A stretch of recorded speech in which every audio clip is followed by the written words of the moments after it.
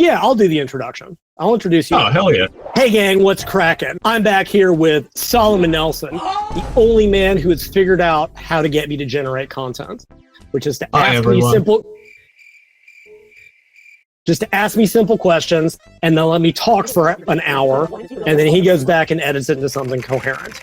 But that's all on him. We are here today to talk about a book that I've just published that is about the hottest trend in both a good and bad way in the fitness industry, in the diet industry, in the world. And those are the GLP-1 drugs.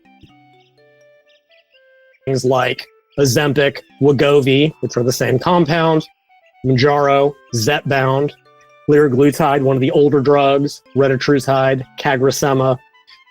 I decided last year that a book needed to be written to both examine the science, the evidence, the truths, the mistruths, because there's a lot of them out there, about the compounds. And of course, it would not be useful unless I explained how to optimize their use through diet, predominantly, supplements, which we'll talk about, exercise, which is part of the issue with many of the side effects people bring up. And then in an appendix that only I could have written, I discuss how they might be used by lean athletes, including physique athletes, but I will show you how to use them so that they actually, get you to where you need to be.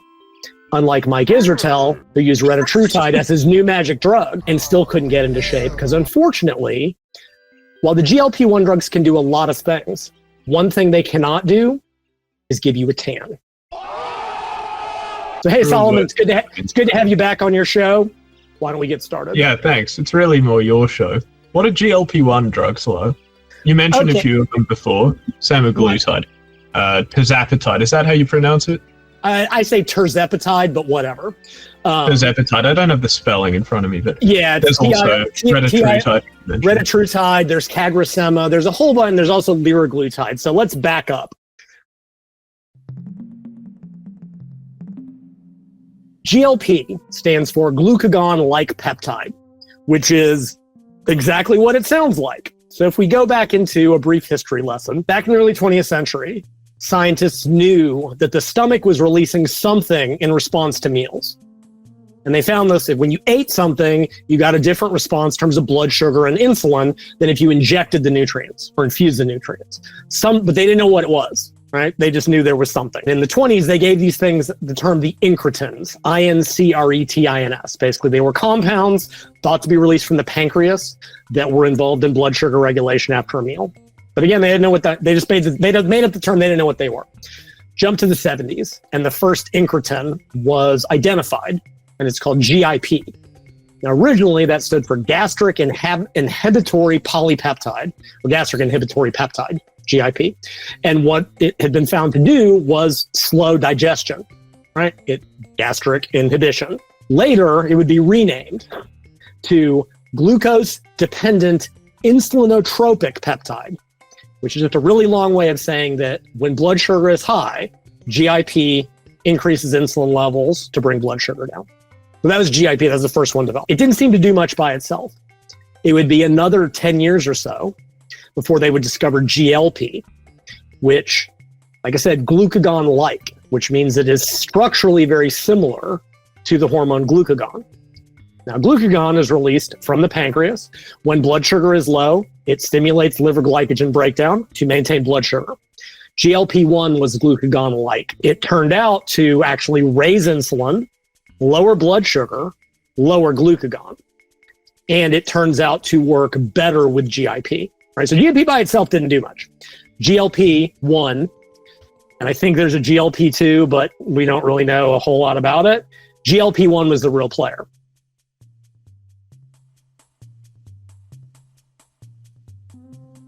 And early on, there was this idea that, well, can we use this therapeutically, right? To help with diabetes treatment, to help lower blood sugar? And the answer is no. So GLP-1 will go up after a meal, and different nutrients affect it differently, and I couldn't tell you which one because it doesn't matter. The problem is that the body's own GLP-1 is extremely short-lived. It's broken down in about 3 or 4 minutes.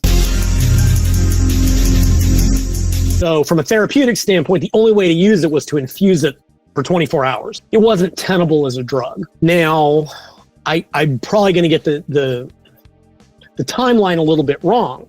But one thing that had been recognized was that in people with overweight and obesity, GLP-1 doesn't do its job anymore. They have a lower GLP-1 response to a meal. And even when GLP-1 does go up, it doesn't seem to have the normal effect. The system is broken. In addition, they had seen that in post-bariatric surgery, which can cause enormously rapid weight loss, you frequently see an increase in systemic GLP-1 levels. You see an increase in the meal response to it, which seemed to and that seemed to be related to some of the appetite suppression. So we had all these pieces of the puzzle. GLP-1 goes up in response to meals, does good things. GIP inhibits gastric emptying, slows digestion, good thing. With overweight, the system is broken. Post-bariatric surgery, the system seems to be corrected in that. It may explain part of it. It's still untenable. Until some guy, now we're in the 80s, and I forget his name offhand, was studying the Gila monster. We're like, okay, we know that animals make these compounds that do certain things. Let's go see if we can get anything, that might be a drug potential, right? I mean, I believe, when you look at certain types of venomous types of things, they have compounds that like prevent blood from clotting, like shit like that. And there was this data that Gila monster venom injected into animals would cause the pancreas to increase in size. It was overstimulating the pancreas. Just in case it's unclear, the Gila monster is a species of venomous lizard. Yeah, it's a lizard. It's a heavy, slow-moving reptile. Yeah, and that's what this guy looked at. He ended up discovering this compound that had about 40%, something like that, homology, meaning that it was similar in structure to human GLP-1. Exendin-4? Exendin-4. And I forgot, a buddy of mine told me, it's something like, it's a shortening of like exocrine endocrine. It's an exocrine hormone that has endocrine-like effects, which won't mean anything except to the two chemistry nerds that watch this. Doesn't matter. So Exendin-4, its main benefit was it stayed in the body about 4 hours. So this was like kind of the first step up from GLP-1 itself, human GLP-1 that just wasn't tenable. So they started playing with it, and it did seem to have benefits for blood sugar regulation. It would raise insulin, lower blood sugar, lower glucagon, but it was just too short-lived. And they also found that it caused a tiny bit of weight loss, but it was like 2%. Like, it wasn't much. By itself, it didn't really do much, except open the door to the fact that maybe these compounds were tenable for this if they could be chemically changed to last longer in the body. And this kicked off the race. And there's a whole bunch of early drugs, none of which I can remember the name of because they don't really matter. Stuff like ecnoglutide and all these other compounds. There's one called dulaglutide because it was like a double compound. I'm not an OChem guy, so I'll get this wrong. And none of it really mattered. It had like 3 to 5% weight loss in total. It really wasn't that interesting, other than it just kept promoting the development of new compounds. And the first really big breakthrough was with a compound called liraglutide, right? Brand name Victoza. Victoza and also Saxenda, and I don't remember. With these drugs, and I'll try to explain this later, the diabetes treatment version and the weight loss version have different names. And I don't know if that's for an insurance thing. I actually had a consultation with a guy once who's involved in like FDA drug naming. And there's just like all these rules and laws about how you name this stuff. So up until this point, there are also some orals, but they had to be taken like twice a day because even the oral pills only lasted like 12 hours. Liraglutide was a big step up because they had increased the half-life to like 24 hours or 12 hours or something, which meant it could be a daily injectable. So we went from 2 pills a day to 1 injection a day, which was an improvement, except that taking a shot every day is kind of a pain in the ass. In a literal way.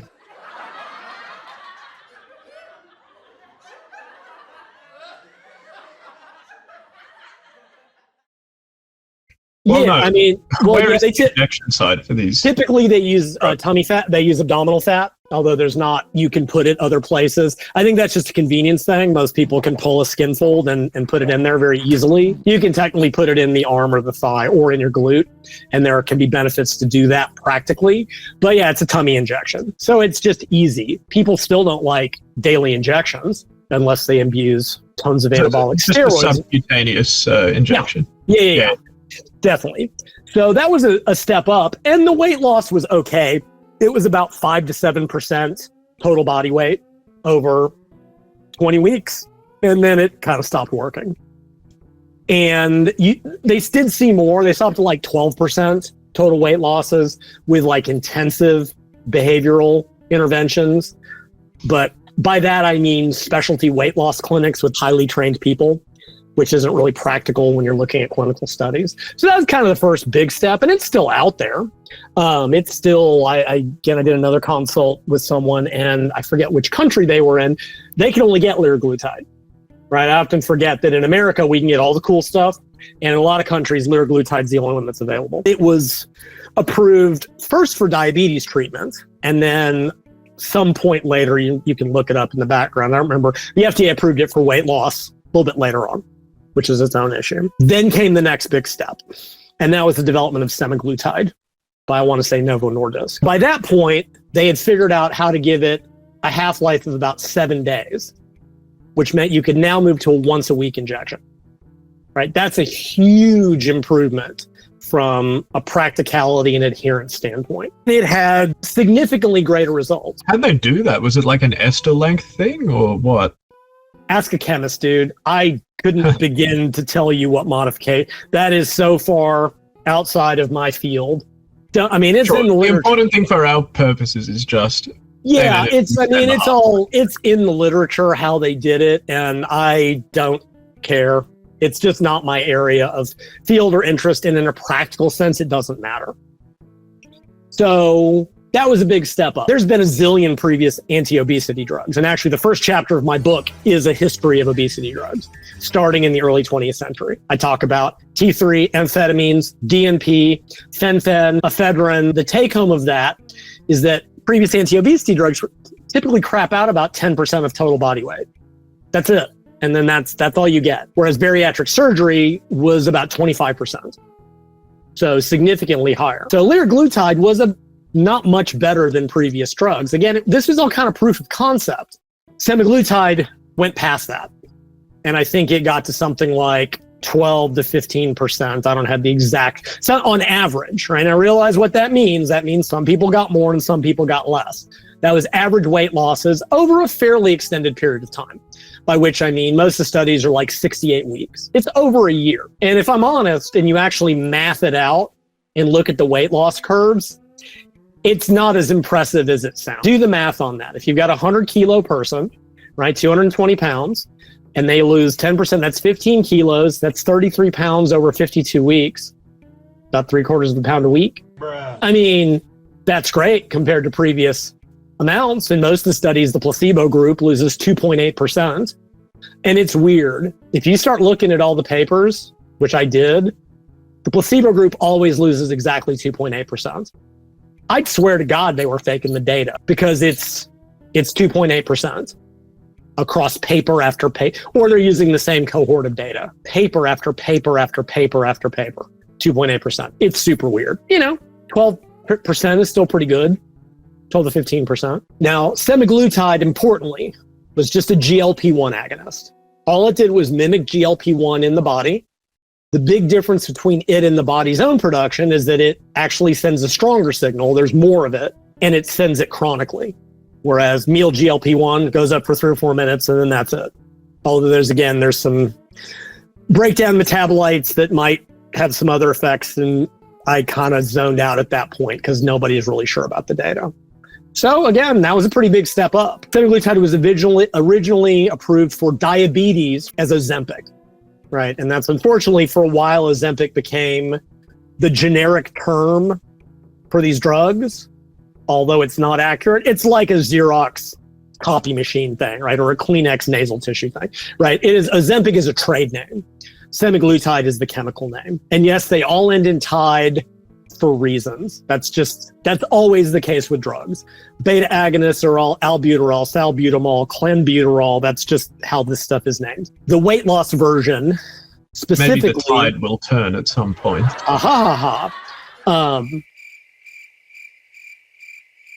The weight loss version was Wegovy. Identical compound, different FDA approval processes. I think it's an insurance thing, especially because a lot of insurance companies, when they're not busy, not paying out fire insurance claims, which is already happening in my wonderful country, they'll pay for the diabetes treatment and they won't pay for the obesity version because obesity is not yet recognized as a disease. It will be, it'll just be another decade. But the next big step was Tirzepatide by Eli Lilly. And the reason that was a big step is semaglutide, liraglutide, all the earlier drugs just had the one compound, just GLP-1, single incretin. Tirzepatide added a GIP component. So it was a double incretin or dual incretin, the GLP-1 agonism and GIP as well. And this is where it gets super complicated. Before I go back to that, it worked better. That's just all you can say. The weight loss now went up. Average weight losses were something like 15 to 20% over that same 68 weeks. That's pretty significant. Right now we're looking at 15 to 20 kilos in a 100 kilo person over a year, right? So upwards of 44 pounds. That's not quite a pound a week, but it's pretty significant. And again, there's a lot of variation for reasons that we'll come back to. The question then became why? Why does it work so much better? And the answer is nobody knows. And that's not a joke. I spent a month trying to get to the bottom of this because it's even weirder. So the GLP-1 component in Tirzepatide is 5 times weaker than the GLP-1 component in semaglutide. But the GIP component is about the same as the body's own. So it's what they call, it's an asymmetric agonist. But it gets even worse. There are not thought to be GLP-1 receptors on fat cells, but there are GIP receptors. When you stimulate them, that causes fat storage, right? GIP activation should be a bad thing. And people have argued that a GIP antagonist, one that does the opposite, would be better. And there's another company developing one of those. And yet it works. Some think that the chronic activation of the GIP receptor causes it to desensitize and acts as a functional antagonist in the long term, with one baffling paper saying, is GIP agonism the same as antagonism? Holy crap. And there's way more than that, right? The GIP component also reduces side effects in the gut, which is a big part of it, which allows more GLP-1 to be given. So maybe that's why it works better. But the GLP-1 is 5 times weaker. It's just like, but that might be better too. Because maybe by not being as strong, it doesn't cause desensitization of the GLP-1. I spent a month on this, and they're like, well, maybe when you activate both, there's a co-dimerization of the receptors, and it sends them more potent. And I looked, and I got a buddy in the group, my Facebook group, that studies GIP in the research lab, and we discussed this for a couple of weeks, and this was his explanation of how it works. Like, seriously, nobody knows. And I'm perfectly happy with the explanation that it's magic. I think practically it doesn't matter. The fact is it works better with a lower side effect profile, better drug. Now, Tirzepatide is marketed as Mounjaro, Mounjaro, for diabetes, and Zepbound for weight loss. I think they just use random name generators because I couldn't begin to tell you where these names come from, but that's what they are. Again, same compound, different, and they were approved at different times. And currently, liraglutide, which is the weakest of the bunch, semaglutide, which is better by degrees, and Tirzepatide are the ones that are currently approved and available. And I say that because some of the other compounds I'm going to talk about can be sourced from shady peptide sites if you're creative. They can be had, even though they have not been approved yet. And I mean, I dare say, I know none of us, and certainly no athletes, have ever sourced anything from an illegitimate or non-legal site. That's just not something athletes do. I'm just saying that it's out there. Because then we get to the next compound, which is Retatrutide.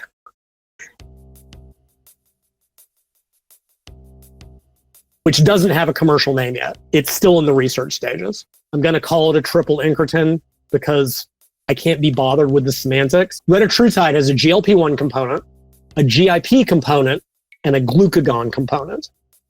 So it hits the glucagon receptor as well. So it's a triple agonist. In the clinical research today, and there's only a couple studies, Retatrutide has shown weight losses of 21 to 25% on average, up to 30% at maximum. So for a 100 kilo person, that's 30 kilos, that's 66 pounds in a year. Nice. Still with the weekly injections. To put that in perspective, right? Early anti-obesity drugs, 5 to 10%. Liraglutide was right in that range. Semaglutide, 10 to 15%. Tirzepatide, 15 to 20%. We've now doubled the old drugs. Retatrutide, 20 to 25%, which is approaching the low level of bariatric surgery. And for some people, even more than that. That's staggering. That's staggering, given that the average lifestyle intervention doesn't come close to that, given that previous obesity drugs don't come close to that. That is phenomenal. I would mention just in passing, my book is predominantly about the weight loss thing. Diabetics, for reasons, don't lose the same amount of weight as people without diabetes for reasons. So there's another compound in the body called amylin. Now, amylin works with insulin in the body. When you eat and insulin goes up, so does amylin, and it goes to the brain. It has its own potential benefits. So first, one of the companies developed a synthetic amylin analog called cagrilintide. Cagrilintide, I believe. And that worked pretty well by itself. And then they were like, let's combine it with semaglutide. And they did that. And that worked way better. So they stuck them both in one needle, and it's called CagriSema. Cagrilintide, semaglutide, CagriSema. There's only a couple papers on that one. And I want to say the weight loss, and there's only been one longer term paper recently. It's right up there. It's right up there with like in the Tirzepatide range. If I recall, I'd have to pull up my data. Where it's really interesting is it seems to work better in diabetics in a way the other drugs haven't for reasons. So that's the other big one. CagriSema is being fast-tracked to approval. It'll probably be in a year or two. Retatrutide's 2 or 3 years. Everything else is being worked on, and there are dozens of other drugs with names like Maritide, Pevmutitide. Oh my God, I should pull up my list. It's just absurd. Like, CagriSema is super recent. Hey. CagriSema, yeah. They only just now published the first long-term study of which was like a year. Up till that, it was like 1 20-week study. All the other drugs are one compound with multiple effects. CagriSema is just 2 drugs in the same pen, and it just injects both the same dose. Undoubtedly, there will be more 2-compound GLP-1 drugs, right? Let me... Just because it's interesting, let me pull up my list of currently, and it changes like every week. I got to the point with the book, I'm like, I can't keep changing the information in this because it's getting ridiculous. Maritide is one of the ones that's currently in development. It's really interesting because it's a once a month injection. However they did it. So here's a current list. Is it an amylin analog as well? No. Okay, so there's Tirzepatide, a GLP-1 glucagon agonist, Mazdutide, GLP-1 glucagon, Ecnoglutide, a GLP-1 peptide analog, Pevmutitide, another GLP-1 glucagon, Maritide, a GLP-1 agonist GIP antagonist. So like I said, some theorize that GIP antagonism would be better. We've got orforglipron, an oral non-peptide GLP-1 agonist. And there's also bimugrumab, which is an activin 2 thing, is a whole different pathway. And there's way more than just that list. I saw a chart once. There's like 40 of them. Because like this is $1 billion pie. To put this in perspective, Novo Nordisk, which is either, I don't know, it's Norway, Sweden, I'm American. It's one of those European countries. The current gross profit of Novo Nordisk is greater than the GDP of the country it's located in. Like literally, they make more money as a company on these drugs than the entire. Danish? Whatever. I'm American. It's all foreign land to me. No, I'm serious. I'm serious. All foreign land. That's the kind of money. We're talking $1 billion industry. And every new pharmaceutical company wants a piece of the pie. They have to develop different drugs, different compounds, different mechanisms, and there's only like so many, and there may be other incretins. You know, like I said, amylin is a new approach. This bimugramab stuff, this activin 2 receptor agonist, which affects muscle mass, which is a whole separate issue. Like, there's a whole thing, and some of them are targeting other things. One of the ones happened to be particularly important for improving fatty liver stuff, MASH, whatever the hell that is. They may go a different route. Like, rather than the weight loss, they're like, all right, maybe we can improve, you know, liver stuff, which we know is a problem in obesity. It's just, the future is going to be insane. The only advantage my book has being that none of these new compounds, they're easily a decade away. Only Retatrutide and CagriSema are likely to get approved before I hopefully retire, because at some point these drugs are going to get so powerful, none of the rest of it will matter in terms of like caring much about diet or lifestyle. The drugs are so powerful now, they can overwhelm all the most extreme interventions. Yeah. Because there are right ways and wrong ways to diet. Yes. And live your life while taking these GLP-1 Oh, no, absolutely. And a lot of the problems that people bring up, or the reasons that they decry these drugs on, are because people are not doing it correctly, because they're not being given the information. Now, on the one hand, talk about that later. Yeah. So anyway, so that's kind of a brief history, not a brief history. Like, that's an overview of the development of these drugs. Starting, and like I said, it all started with a Gila monster. And this weird dude is like, yeah, let's go down that road. And now here we are in the future. Hang on, the future is now. Hang on, I'm going to go to the future real quick, and I won't stay there long because this is really, really hard on the eyes. There we go. This is me. This is me from 2077 in the future, because the future is now. And the GLP-1 drugs, as I've been joking, and this is part of why I want to write this book, is like, they're going to put me out of a job. They're not, in the sense that most people can't afford them right now. That's one of the biggest drawbacks. But to your point, there are better and worse ways to use them. And a lot of people who are using them are not using them in the optimal way, which again, I understand, the pharmaceutical companies have always wanted drugs that just worked. They don't care about lifestyle. They give lifestyle guidelines that are the same generic stuff. They want a drug that just does the work, because that's how they make their money, right or wrong. That is how they do it. I had a buddy that approached one of the companies about, hey, why don't we, use this intervention at the same time? And they're like, well, A, it complicates the study, but B, I'm like, that's not what we want. We want a drug that just works and does the work for you, for good or for bad. It is what it is. So anyway, so that's where we are now. In the future, like I said, it's truly changed the game. We've got a change in the research about how we conceptualize obesity, which it is a chronically neurobiological relapsing condition and should be treated as such. I've written about diet, nutrition my whole life. I've tried to give people the best information, but it's time for the industry to realize we have failed.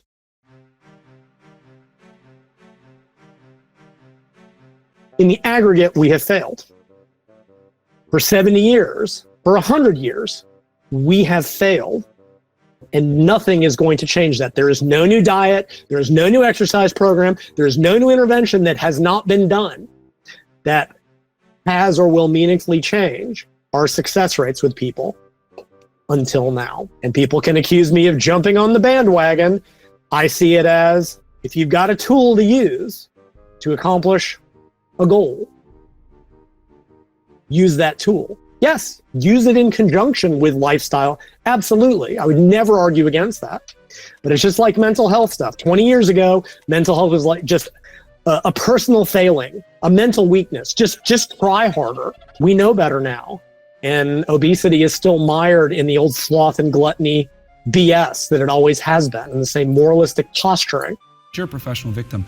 You constantly blame others for your inadequacies and why you're fat. You eat too much and you don't exercise enough. Obesity is a made-up disease. When the fact is, we failed until now. When a group like Weight Watchers, which its entire industry, its entire existence is based on diet and exercise. They've adopted them because they know that this is the way forwards for actually treating the problem in the long term. Okay, let's come back to the present, because this is really hard on my eyes. All right, we're back in the present now. Very good. I'll disable mine. Thank you. Presently, which actually means shortly in the future. Whoa. Dictionary definition. But, you know, language is a funny thing. Words just mean what people use them to mean. Well, that's what the Cheshire Cat said. Words mean what we mean them to mean. Something roughly like that. So we've talked a brief, well, not so brief history of weight loss drugs. We've talked the discovery and development of the GLP-1s. We've talked about how they actually work mechanistically, in as much as we even understand the mechanism at all. We understand a lot of the mechanisms. What I was saying about the GIP thing was we don't know why that combination works as well as it does.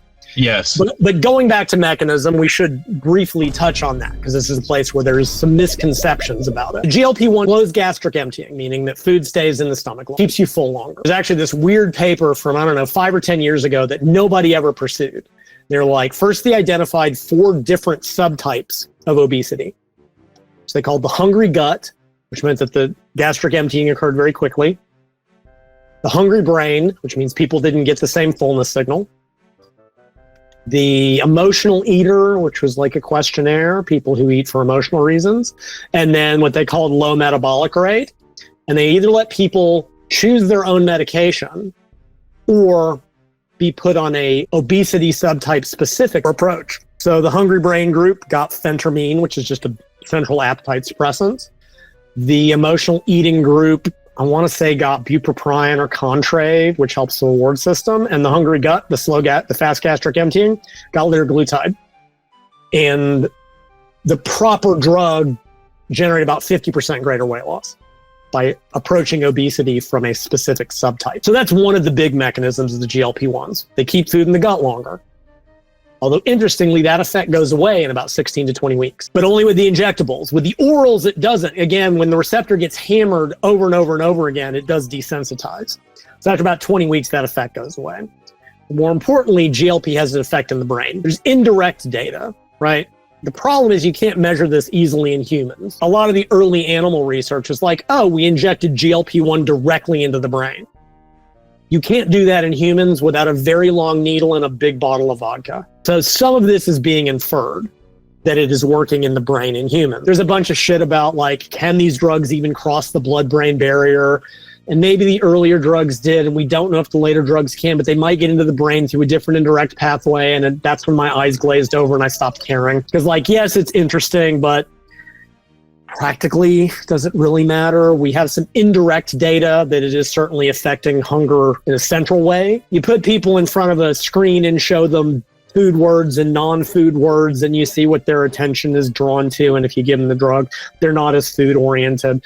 People in the real world will talk about food noise, which is like that low-level thought about eating that occurs in a lot of people. Trust me, dude, when we prep you for a show, you'll know what it is. All your neurochemical changes, and they report that goes away. Oh, and frequently God. For you people, mentioned the peptide that causes that last time we talked. Well, there's a couple. There's like 4. There's neuropeptide Y is a big one. There's like 3 others. There's POMC, pro-opiomelanocortin, CART, which is cocaine-activated receptor transcript, and there's another one. But NPY goes up, and that just makes you attentive to food. So there is this indirect data, certainly, that it is having a central effect on appetite. But there's also some really interesting evidence that is affecting the reward system, which doesn't necessarily make people eat less so much as they have less of a taste for tasty foods, which indirectly may reduce food intake. And that's how Contrave works. Contrave hits the dopamine, bupropion, and whatever the opioid receptor agonist is. It hits both combinations. Like that's what Contrave does, which is one of the other obesity drugs. And there's actually emerging data that the GLP-1s may help treat addiction. Like the first paper just got, like when they looked after the fact, they found that people who had problems with like substance abuse were reporting less problems when they got on the GLP-1s for weight loss. are for diabetes. And they just did the first study that it may actually be a potential treatment for certain types of addiction. So that would be another thing. One weird study just came out. It may change people's taste buds for good or for bad. Some people will absolutely report that. They're like, coffee and wine just doesn't taste as good as it used to, which will also tend to, which, you know, whether that's a good or a bad thing is a personal choice, but realize that, so there's multiple mechanisms of GLP-1. Slower gastric emptying, food stays in the gut longer. Central signal of fullness in the brain, potentially the reward system. So that's GLP-1 by itself. Now, GIP, I believe, impacts gastric emptying.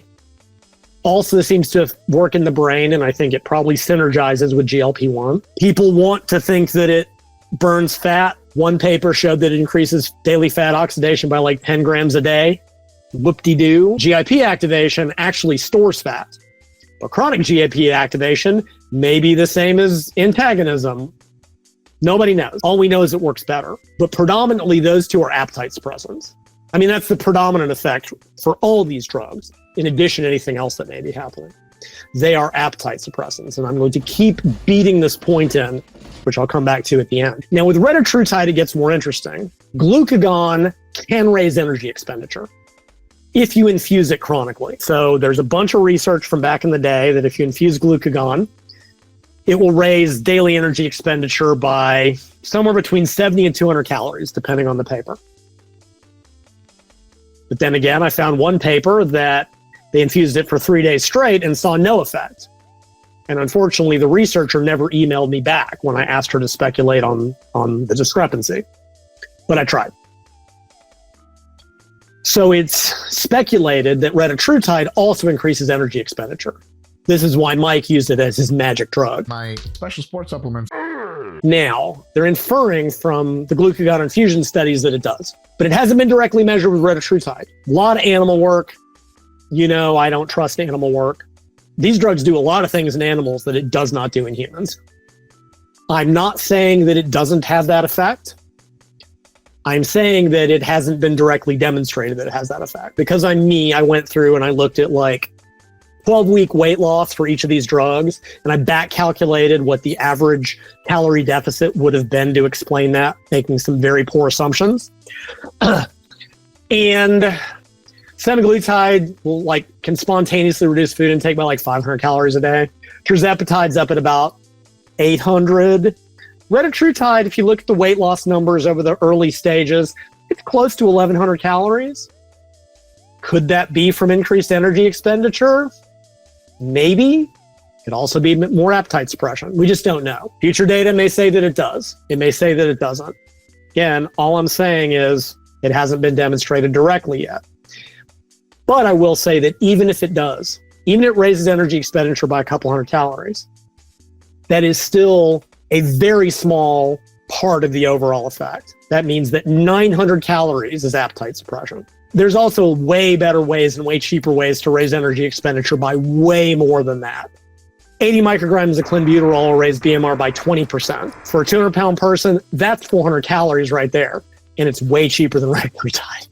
Right? Using Retatrutide to raise energy expenditure is a cost-ineffective way of doing it. Let's just put it that way. T3 as well.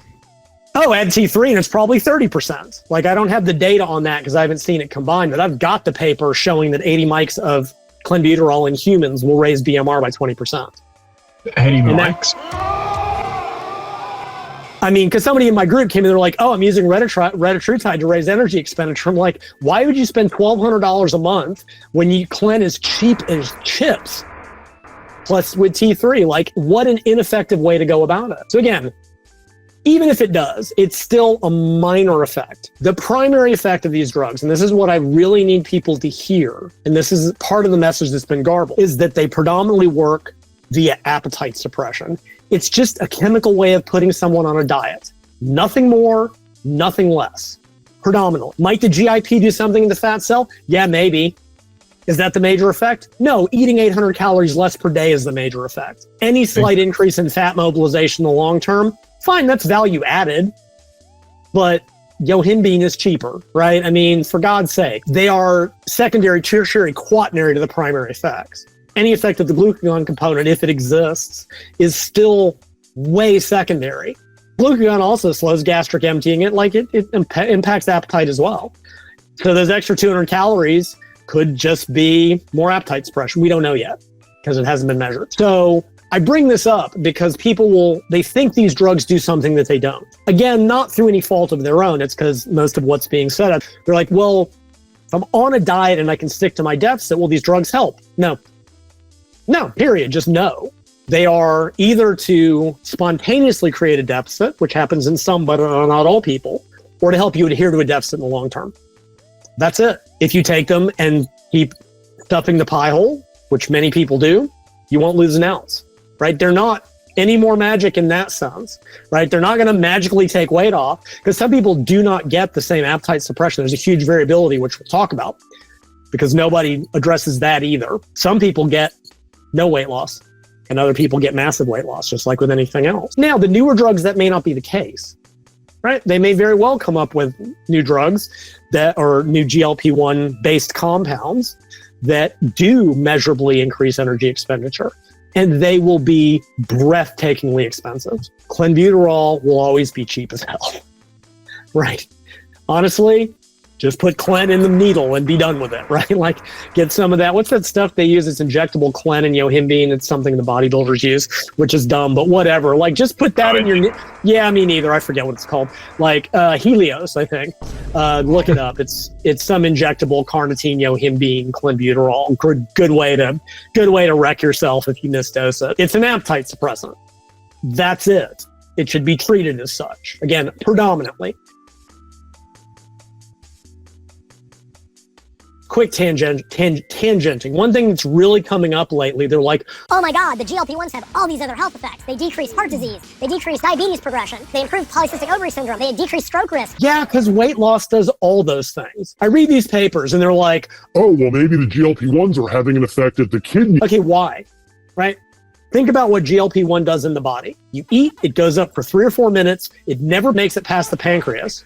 Why would the body have GLP-1 receptors in the kidney that respond with diuresis to GLP-1s when those never would have done that in the human body over our evolutionary past? Now, again, my buddy, this gets super technical. There may be breakdown products that have secondary end results. If you're going to argue fat mobilization, okay, we know that eating a meal shuts down fat mobilization by 100%. How can adding compounds that send a fed signal mobilize fat? Explain that one. Maybe future research will show that they're having a major effect outside of this. Even there's some interesting data on Parkinson's and dementia, but many people think that those are type 3 diabetes, that those are insulin resistance in the brain. Well, you know what improves insulin resistance in the brain? Weight loss.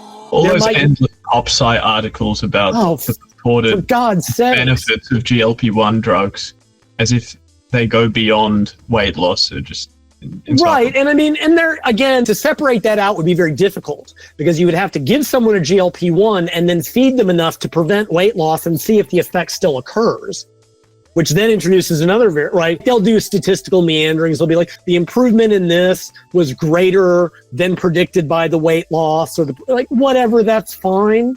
But there's also, I read a paper, they're like, okay, it decreases the risk of heart disease by some percentage. And it's not as big as most people make it out to be. And one research group wrote this paper, said, yeah, this is great, but they're also 10 times more expensive than statins.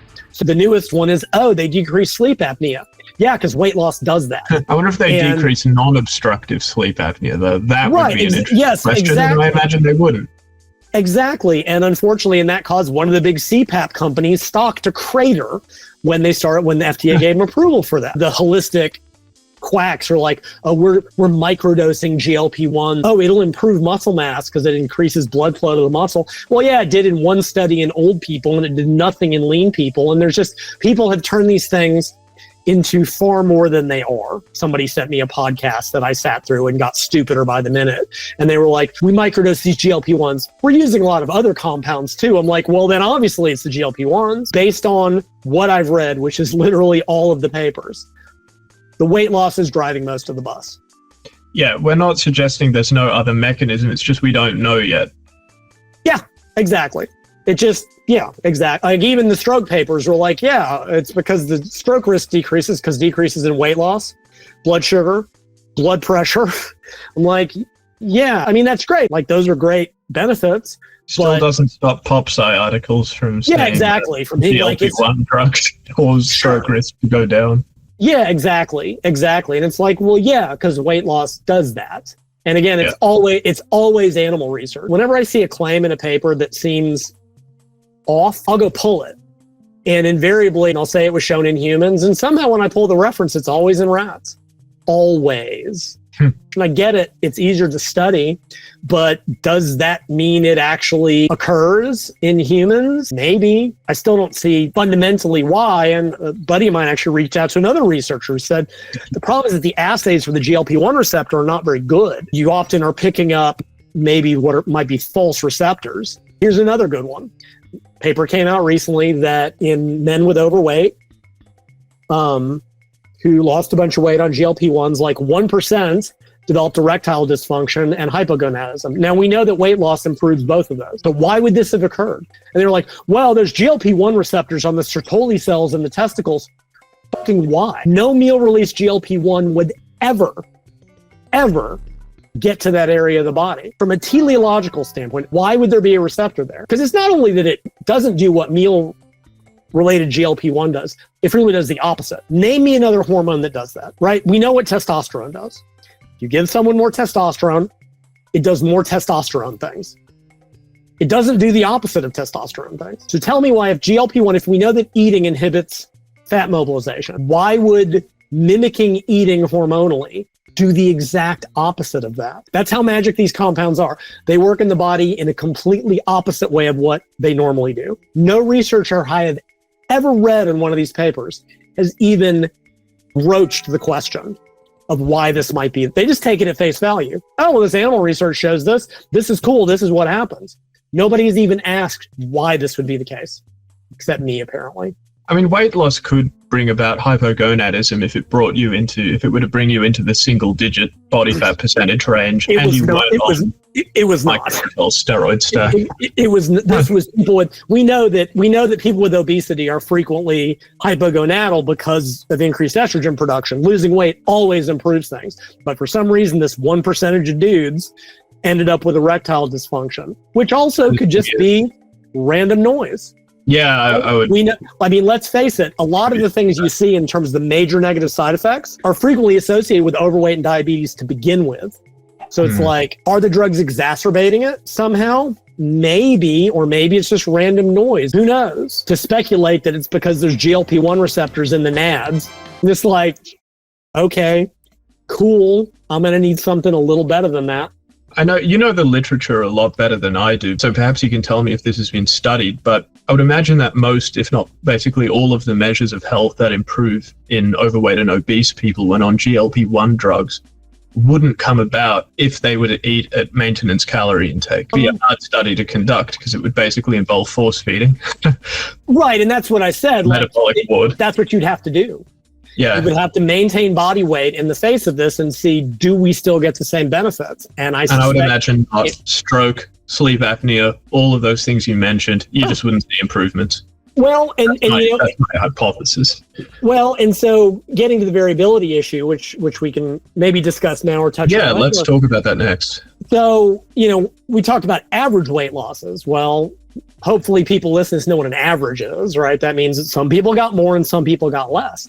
And there are people that are objectively non-responders to these drugs, both in terms of diabetes. Their HbA1c would not go down or didn't reach the clinical cutoffs. And in at least one of the early liraglutide studies, some people lost weight, some people lost none, and some people gained weight, which has been seen in lots of diet and exercise studies. When you look at the individual data, right? So like, here's weight loss. They'll be like, all right, it'll go chunk, chunk, chunk, chunk, chunk, chunk, chunk, chunk, chunk, chunk. And they're like, oh, there was zero weight loss. Like, no, one dude lost 10 kilos, but one guy gained 10 kilos, and they just kind of cancel each other out. You saw that with the early drugs. And so there are objectively non-responders, typically defined as losing less than 5% of body weight over 16 weeks. And in the studies, there's always a percentage of people that's the case.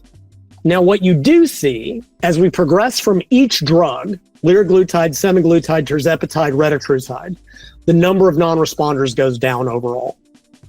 The drugs get stronger, there's less non-responders. Okay, makes sense. Within any given drug, as the dose goes up, the number of non-responders goes down.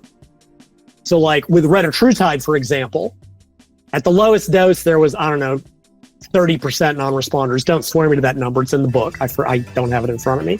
By the time they got to the highest dose, there were 0. There are people that respond phenomenally to low doses. There are people that have to go to the maximum dose, but the variation is huge.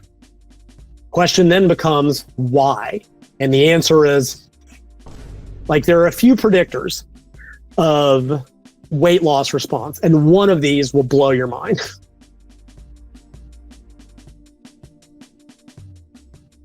Having diabetes is predictive of less weight loss. Why? Don't know. There's probably a few reasons. One is that typically the subjects in diabetic studies are much older, like 50s. Presumably they've had diabetes for so long, there's just some real metabolic dysfunction going on. But importantly, in the diabetes studies, they give no lifestyle advice. In the weight loss studies, they do. Why? Don't know. But I think that's part of it. So having diabetes is one. They typically get 5 to 7% less total weight loss.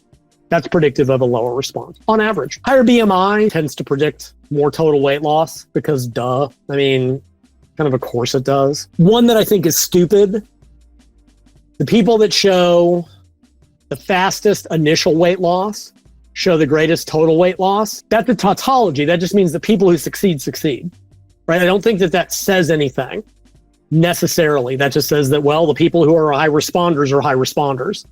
That doesn't help. Here's the one that will blow your mind. In contrast to every other intervention ever done, women lose more weight than men, and they start to lose it faster. I told that to one of my consultation clients, and they were like, women finally win one. I go, yeah, it's about time. So why? You might ask, even if you didn't. I'll tell you why.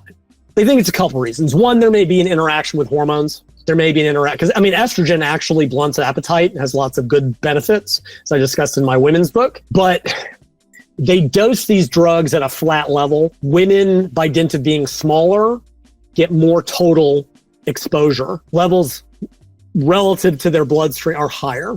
And research has shown that, like, the higher the GLP-1, like, the more of an effect. So if you give a man and a woman the same 0.5 milligrams of semaglutide, the woman will relatively have more in her system. And even at the highest doses, men don't show a plateau in exposure. Like, men could conceivably probably use a higher dose to achieve the same level as women. And the drawback is women get more side effects. It's kind of a catch-22. There might be some logic to dosing women slightly differently than men, possibly starting men at a higher dose sooner to offset the exposure, maybe taking men to higher doses, hasn't been examined. To me, like, why don't they just dose it relative to body weight? I think it's because the auto pens set it up in fixed amounts. I think that's just, they do it because that's what they do, But women will lose a greater percentage of body weight and lose it sooner than men. So being female is predictive of better results. But that's like the dosing thing. Most likely. You think that probably goes a long way toward explaining some of that inter-individual variability in weight loss rates. Yeah, but I think at a more fundamental level, it comes down to how well or how poorly the drugs blunt appetite. There's variability in weight loss to the drugs. Okay, well, why? Because people have variability in their appetite suppression. That's not an explanation. That's a restatement of the problem. Do you mind? I ventured my hypothesis the last time we spoke, and I think you had some time for it. It was basically that in terms of why this inter-individual variability occurs, and it's huge, it's that these GLP-1 drugs bring down physiological hunger, appetite, but maybe not necessarily psychological hunger. For instance, cravings and food focus. Right. And our psychological response to physiological hunger is very much an individual thing.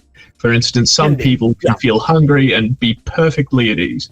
Indeed, some folks even enjoy the sensation of physiological hunger because it means that their diet is working. You know, I've been through like the anorexic forums and they go, I love the feeling of being hungry, right? Hunger is fat leaving the body, yeah. Sure. Whereas others feel hungry and want to eat everything in the pantry. You think that could go some way toward explaining these variabilities? It can be, but when these drugs hit people, they're just like, oh my God, I can't eat anything. I'm so full because food stays in my gut for 14 hours. Like, that can be part of it. At the same time, I've seen people, this is a common human behavior. So someone online asked, so if these drugs control blood sugar, can I just eat more candy? I'm like, I think you've missed the point of the exercise. But that's why I'm really emphasizing that these are appetite suppressants. They don't magically cause anything to happen if your calorie intake doesn't go down. There's obviously variations in this. Because what you do see online, and it's generally from people who are not paying any attention to lifestyle. They're like, I've been at the lowest dose for a month, nothing's happened. Now, part of that's the way they dose titrate, which we didn't really talk about. That's all in the book. That they started at almost an ineffective dose to avoid side effects and then slowly build up. Some people are like, it wasn't until I got to the highest dose that I started to get any spontaneous appetite suppression, which means like, well, at the lower doses, you should have paid attention to your diet. Because in the studies that do that, you don't have to get to the highest doses, but we'll get to that. But the question is still understand mechanistically, why? Why do some people get more of a response than others? Other than, A, we know that's the case for every drug. There are high responders to any drug you care to name. There's low responders to any drug you care to name. Again, it doesn't really answer why. Now, you look into the literature, and again, it's a lot of, guesses. Some of the theories that have been thrown out, it might be changes in cell membrane fluidity due to diet. That was a big thing in the 2000s when you were just a young buck. One group has preliminary data that statins make the drugs work better. Over time, fish oils will improve membrane fluidity because it improves receptor function. Of course, always got to invoke the gut microbiome because it's legally required for every paper to mention that at some point in the modern era. Again, do we know how? No, but maybe. I mean, it affects the gut, so maybe.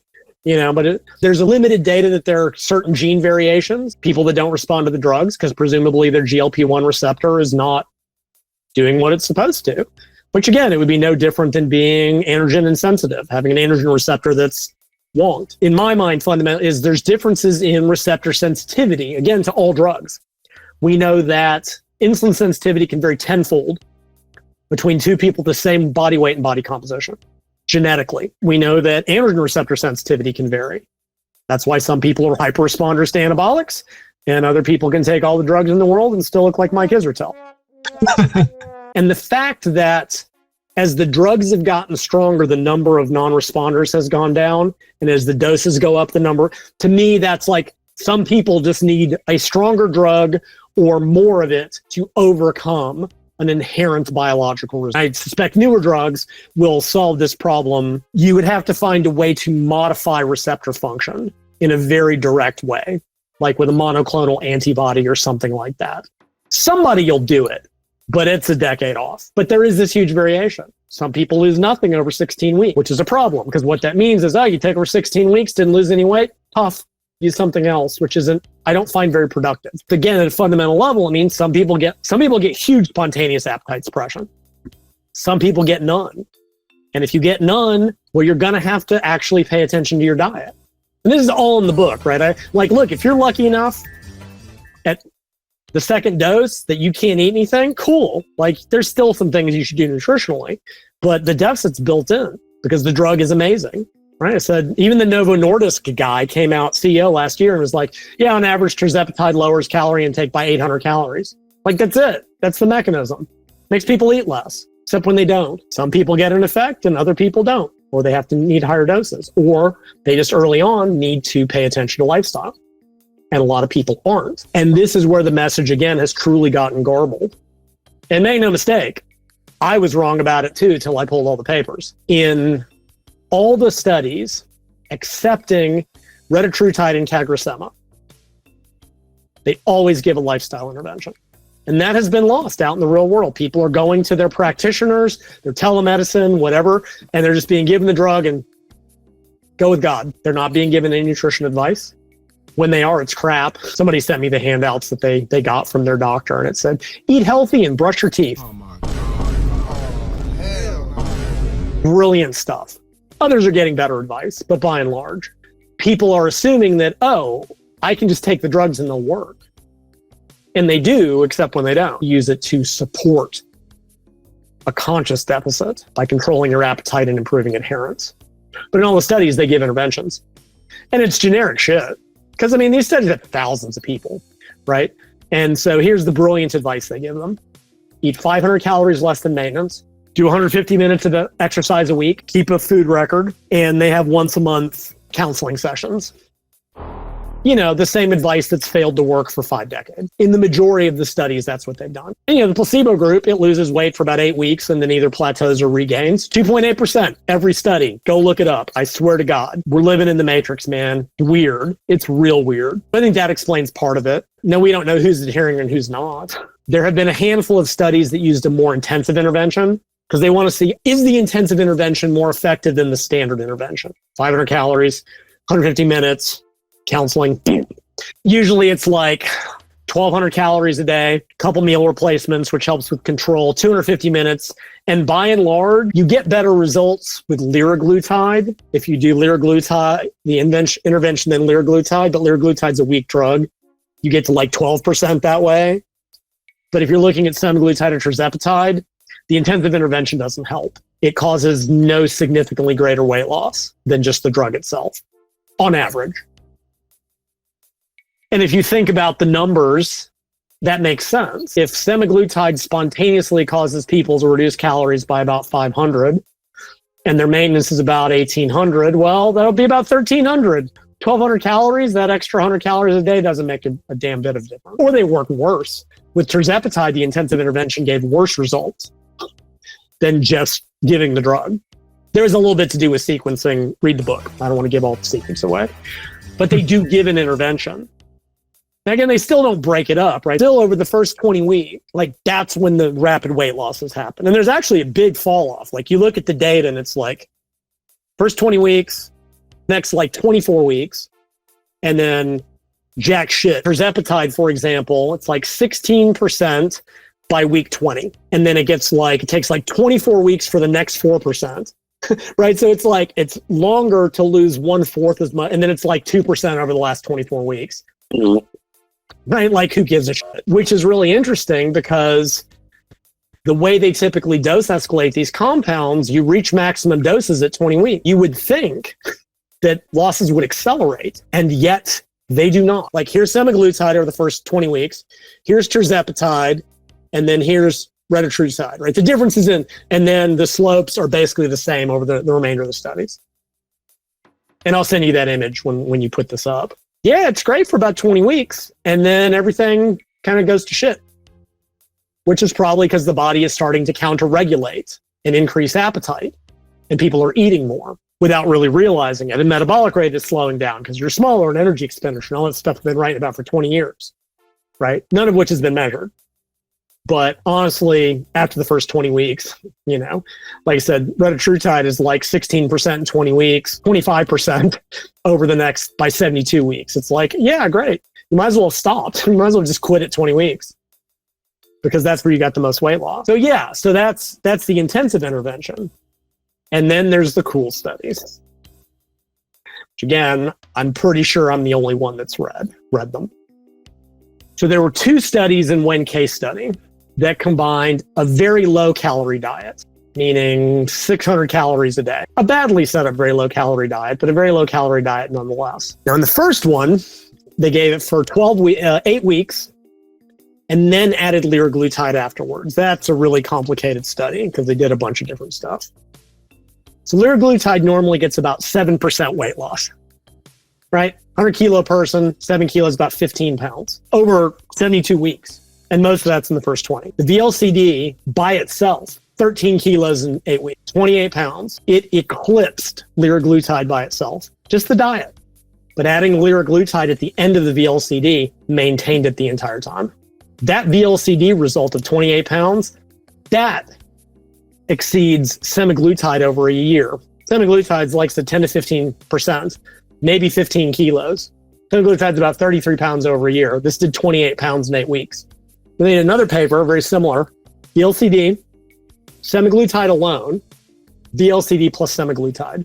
12 weeks, I won't bother with the details. Again, buy the book. Only $9.95 on Amazon Kindle. You can afford it to see all my ramblings.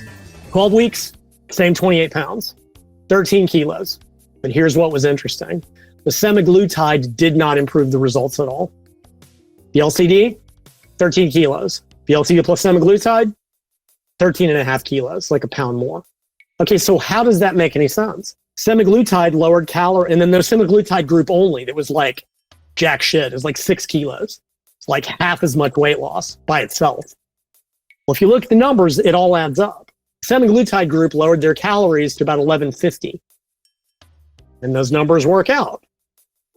The LCD group was down at 650 calories.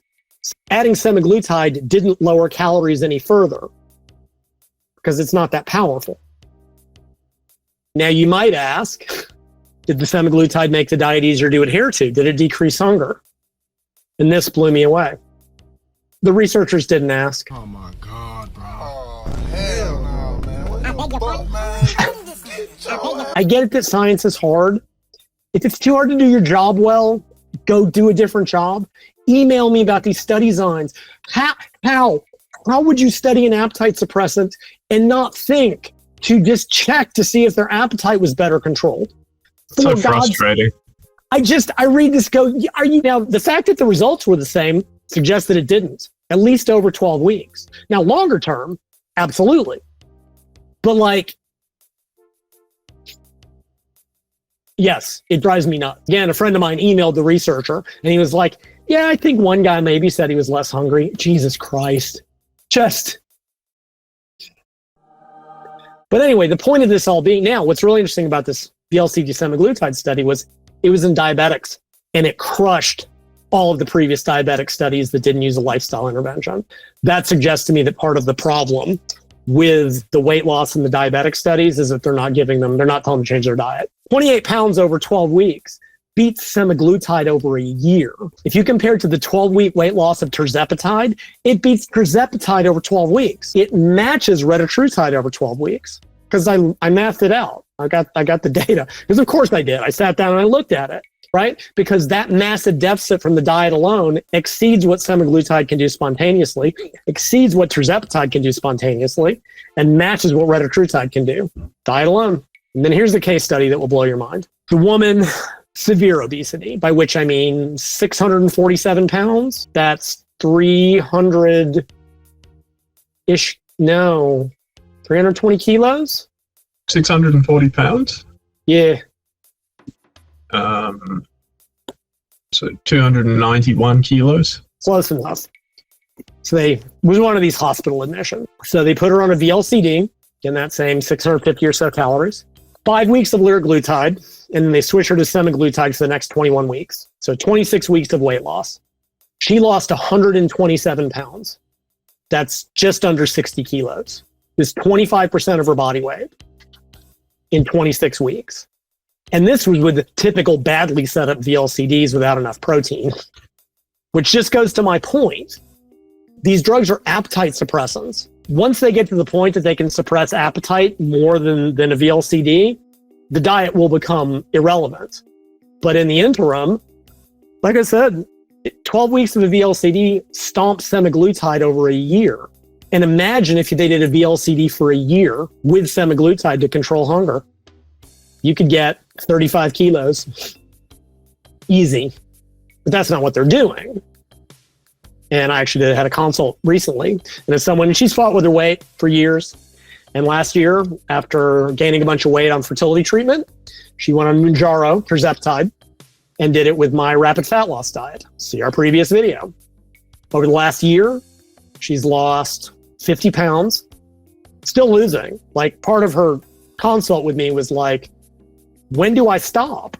And I'm like, well, I mean, you could try to get down to your original weight of 6 pounds, 7 ounces. She's like, do I just keep going till I become non-corporeal? I'm like, I kind of want to see if it would happen.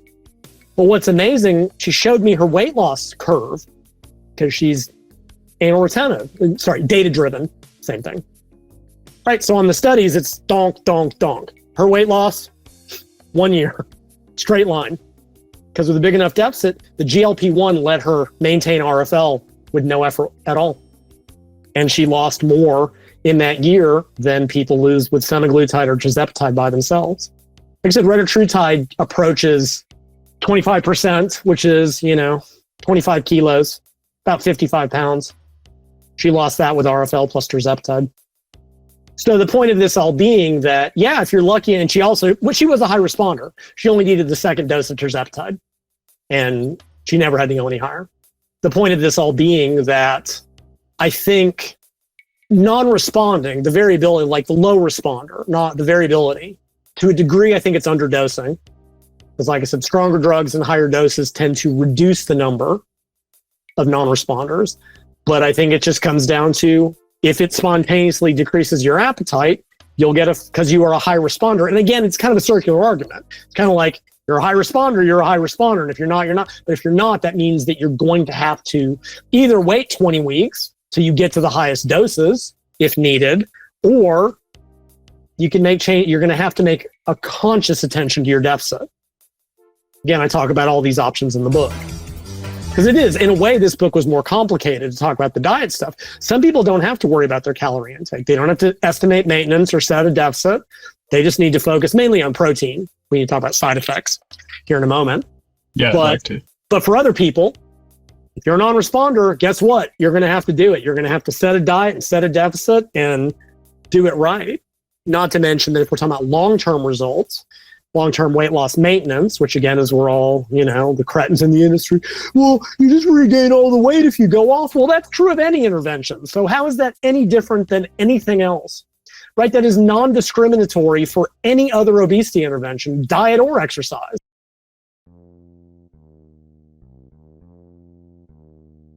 Why are you singling out this drug in a way you wouldn't? And the answer comes down to they're justifying the fact that they think overweight and obesity is just laziness, but they don't have the intellectual honesty to just say it. Like, I would respect that. They're just justifying their moralistic bullshit that is centuries old, right? Because I'll see other people go using weight loss drugs as a crutch. I'm like, okay, let's see.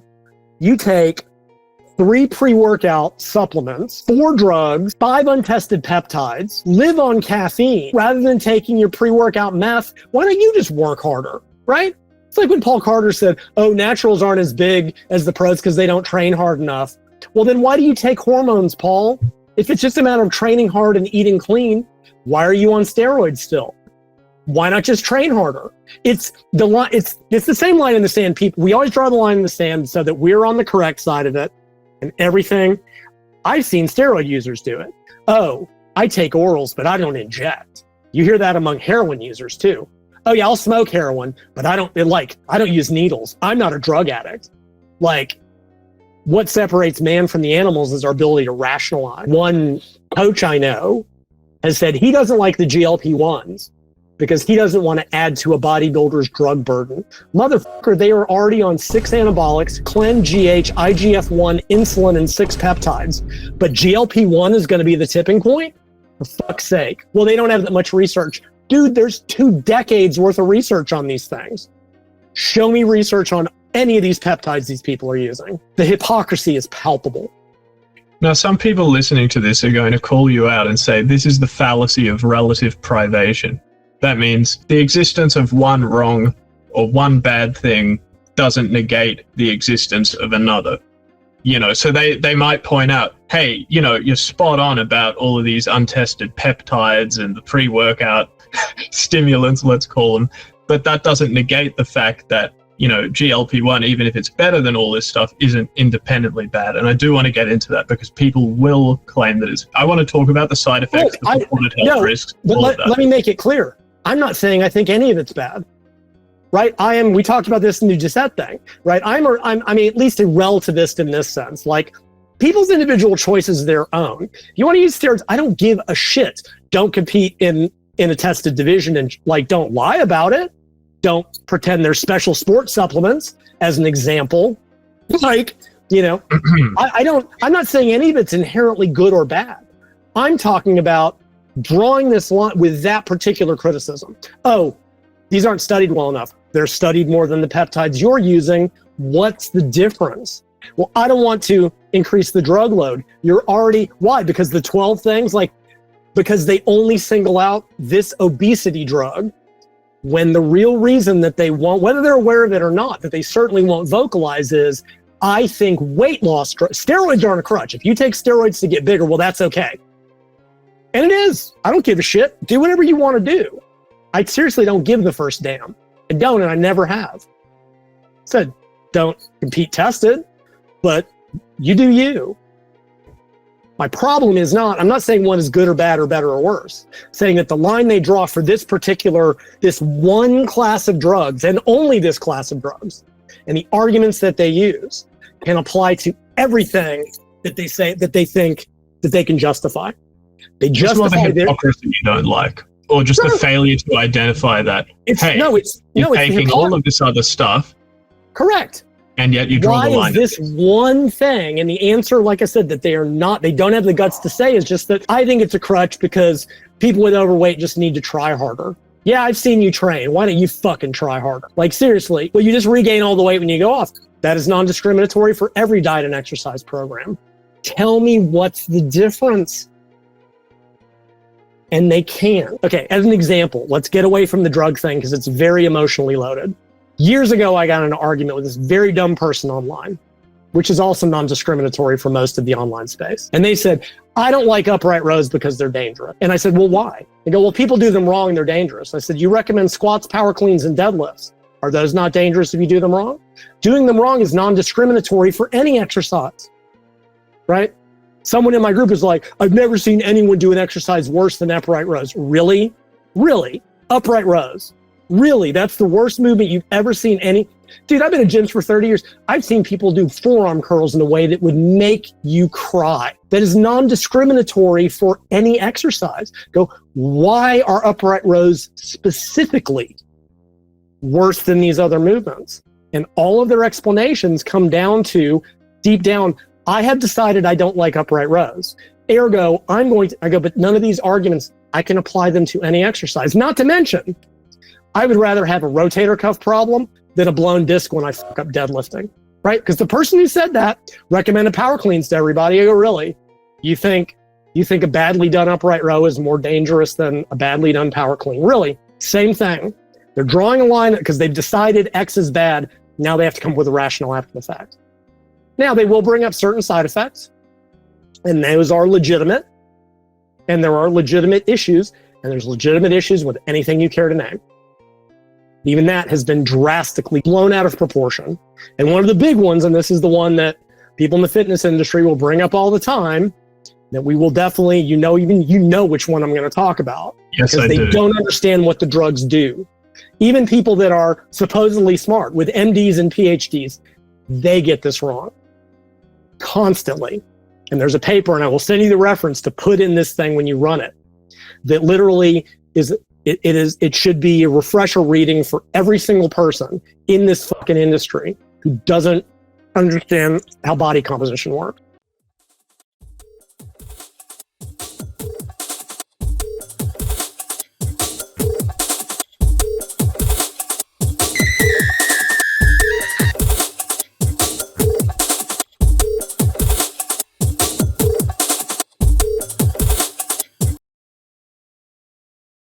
Well, let's start with side effects.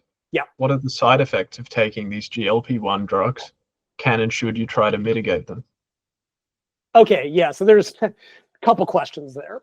So there's a host of common, but I mean, they're annoying but relatively innocuous effects. And they're mostly gastric, as you would expect. That includes nausea, constipation, oddly enough, diarrhea, although I can't explain how both of those occur. There's some vomiting. There can be stomach upset. Now, early on, actually, people thought that, oh, the reason people eat less is because they're sick at their stomach. But there wasn't any real relationship between nausea and the appetite suppression or the weight loss. And it only happens in a portion of people. It's like, I don't have the numbers. Liraglutide and semaglutide were worse. They were like 20% would experience nausea, vomiting, you know. Again, food is sitting in the gut longer. And as a side note, when you eat a gigantic meal, glucagon is actually, like when you eat yourself sick, like you eat till you're nauseous and then eat a little bit more, part of the signal that makes you sick is glucagon, or maybe it's GLP. So that's kind of what this is mimicking. And it's like about 20% with liraglutide and semaglutide. And that is cut by about half by the time you get to tirzepatide, retatrutide, and cagrilsema. It's down in the like 10% range. There, like a majority of people report like at least one negative effect of that type. Now, if you go online, it will seem like everybody is experiencing these. Right? I lurk in a couple of GLP-1 groups to see what people are doing and saying. And like, it seems like everyone's having them, but this is a selection bias. People who don't have side effects don't make posts about it. Right? It's only people that are experiencing them and want help. They are in that percentage of people that it occurs to. So those are the major ones. And again, given that these drugs impact the gut, this is no shocking surprise. Now, so far as mitigating it, one thing we didn't really talk about was dose escalation. And what's typically been done in the studies is usually they start with a baby dose. Like semaglutide starts at 0.25 milligrams. And with liraglutide, the daily injectable, starts at like, 0.5 milligrams. And they escalate that weekly for 5 weeks to 3 milligrams. But that's a week, but the weekly injectables, because of the half-life, take a month to build up in the system to a steady state. So they typically don't escalate the doses more than every 4 weeks. Right. Wait for it to build up to a maximum, see what the results are, go up. So if you're looking at most of the drugs, semaglutide has 5 different dosing levels: 0.25, 0.51, 1.7, 2.4. I don't know why. I don't know where these numbers come from. Although I would mention in the diabetes studies, they always cap it at 1 milligram. Maybe that's why they lose less weight, because they're not. I don't know why they do that. It's just whatever. With the others, tirzepatide is 2.5, 5, 10, 15. 4. Retatrutide is 3, 6, 8, 12, 2, 4, 8, 12, something like that. And so like the others are like 4 doses. So with a 4-week escalation, you're looking at 16 to 20 weeks to get to a maximum dose. And that's what they typically do in the studies. However, there is no fundamental reason to do it that way. They do it for control, right? Because they need to get, they're like, we want to study X dose over X period, so we got to get them there. And a couple things that have been left out. Number one, so when people, if they escalate their dose, get major side effects, they let them de-escalate. Because frequently over time, the side effects disappear. Probably the receptors desensitizing, for reasons. It does. Typically 4 to 8 weeks. Some people find it when they raise their dose, they get a brief return of side effects. Some people will get them after a shot because there's a brief spike. I wonder, does the effectiveness of the appetite suppression diminish along with the severity of the nausea? It's a good question, because nobody has, not with the nausea, because again, that's only 10, 20%. And the answer is nobody knows, because they haven't really examined real world calorie intake over the durations of these studies. But I have to think that it is, because so the gastric emptying effects go away in about 16 to 20 weeks. Like by that point, semaglutide is having no effect. Well, that's when that first weight loss slowing occurs, isn't it? I suspect people that are not consciously paying attention are seeing the same gradual increase in food intake that we know everybody does over the length of a diet if they're not being very attentive to it. But it hasn't been measured. So number one, if people raise the dose and get major side effects, they just go back. But more importantly, they do that in the studies for control. But there's no reason to do it that way. And other papers, and this is what I recommend, the goal should always, with any drug, to be to find the lowest dose that gives you the benefit. So if 0.5 milligrams of semaglutide or 5 milligrams of tirzepatide is working wonders to blunt appetite, don't raise it because it's been 4 weeks. Don't raise it because you want to. Raise it because you need to. Either because at that dose you've experienced no benefits or no effects, like nothing. No reduction in food noise, no reduction in appetite, no nothing. Hell, no side effects. Raise it. But if you're getting great results at 5 milligrams of tirzepatide, stay there until you need to increase it. And in one paper, when they let people do it that way, they ended up using significantly lower average doses than in the studies because they only used what they personally needed. And also, like, okay, if you automatically ramp to the highest dose, it's like anything. It's like training volume. It's like, okay, what do you do when that stops working? Well, if you're a bodybuilder, you just add another drug, right? That's how you get over a plateau, is you just increase your doses or add a new drug. But if you're getting effects from a low dose, like I said, increase the dose when you need to, not just because you want to. On which note, one of the biggest mistakes I've seen people make, especially because what's happening is people are sourcing their own stuff through shady peptide sites. Even with compounding, which is a whole separate thing, there are potential problems with that. Like, I know Australia banned compounding because there was some dude mixing it up in his damn bathtub. People are sending out insulin needles relabeled as Ozempic. You can kill somebody like that. So there's issues with the compounding pharmacies being underdosed, misdosed.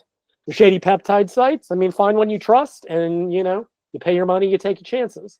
But people are doing that and they're going, well, should I just start at the highest dose? Oh, God, no.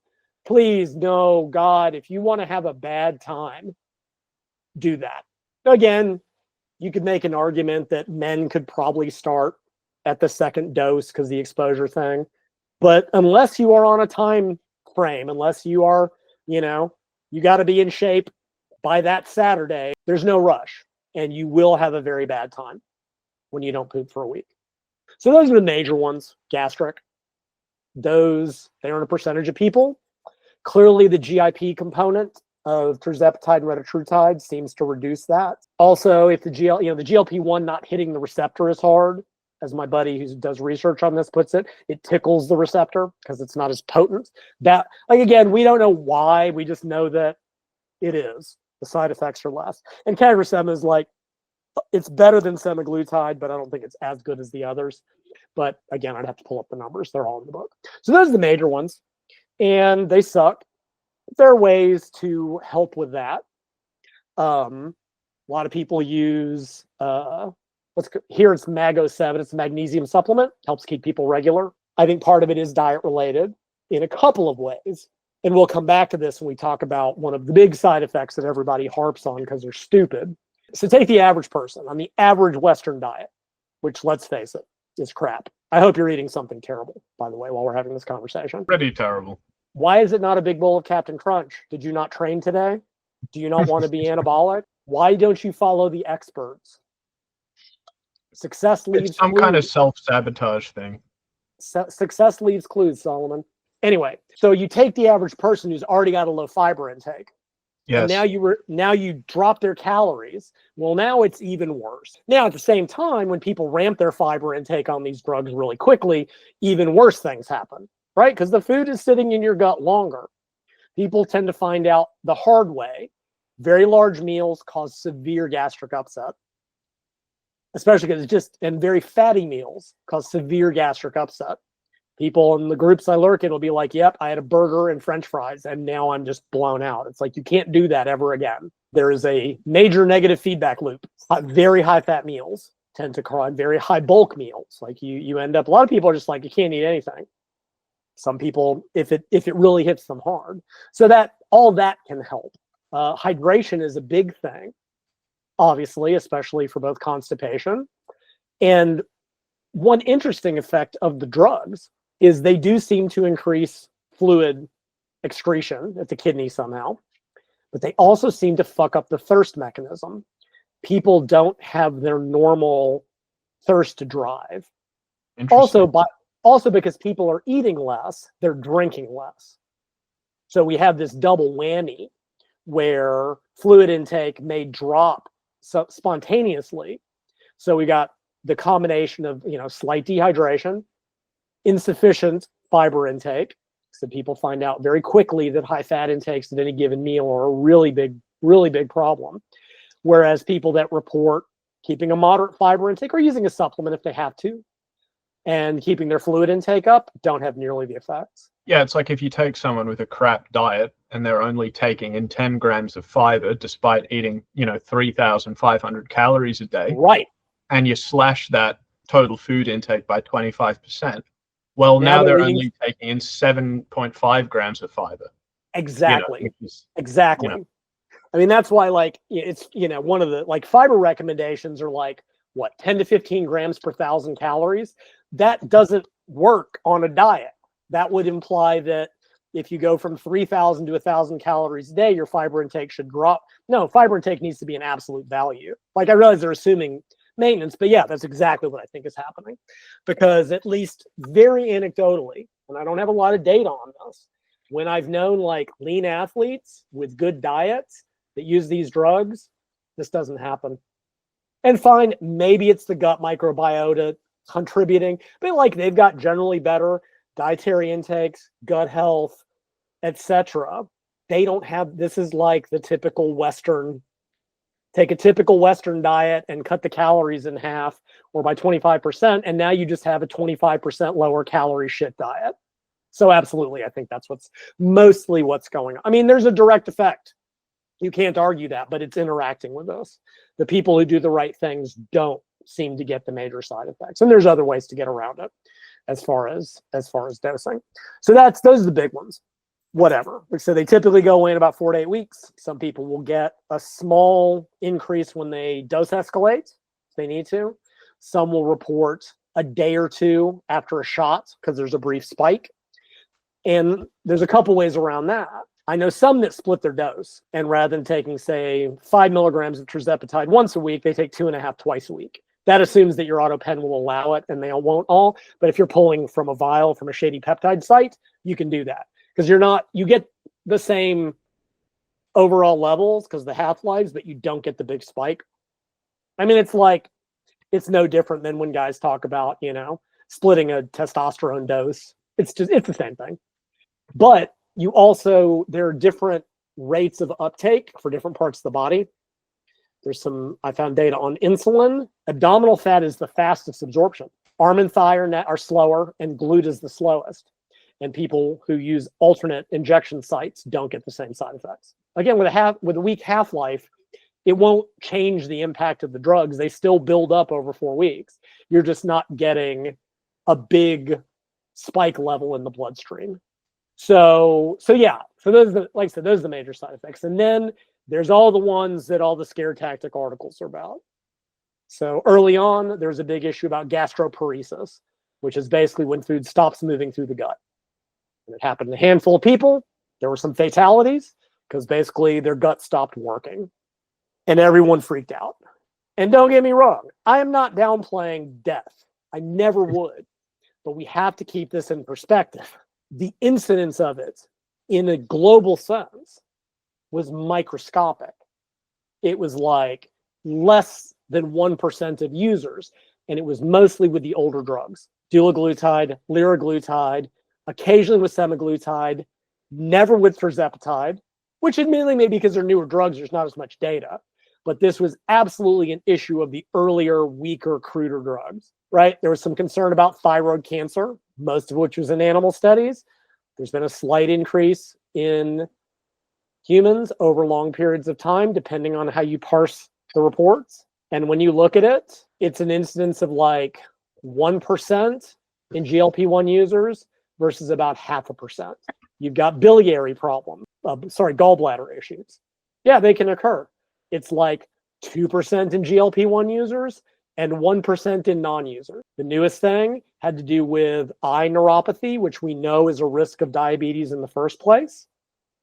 And they reported it as 7 times greater in GLP-1 users. It was 20 versus 3 people in the total cohort. Because you'll see these things, GLP-1s double the risk of gallbladder issues.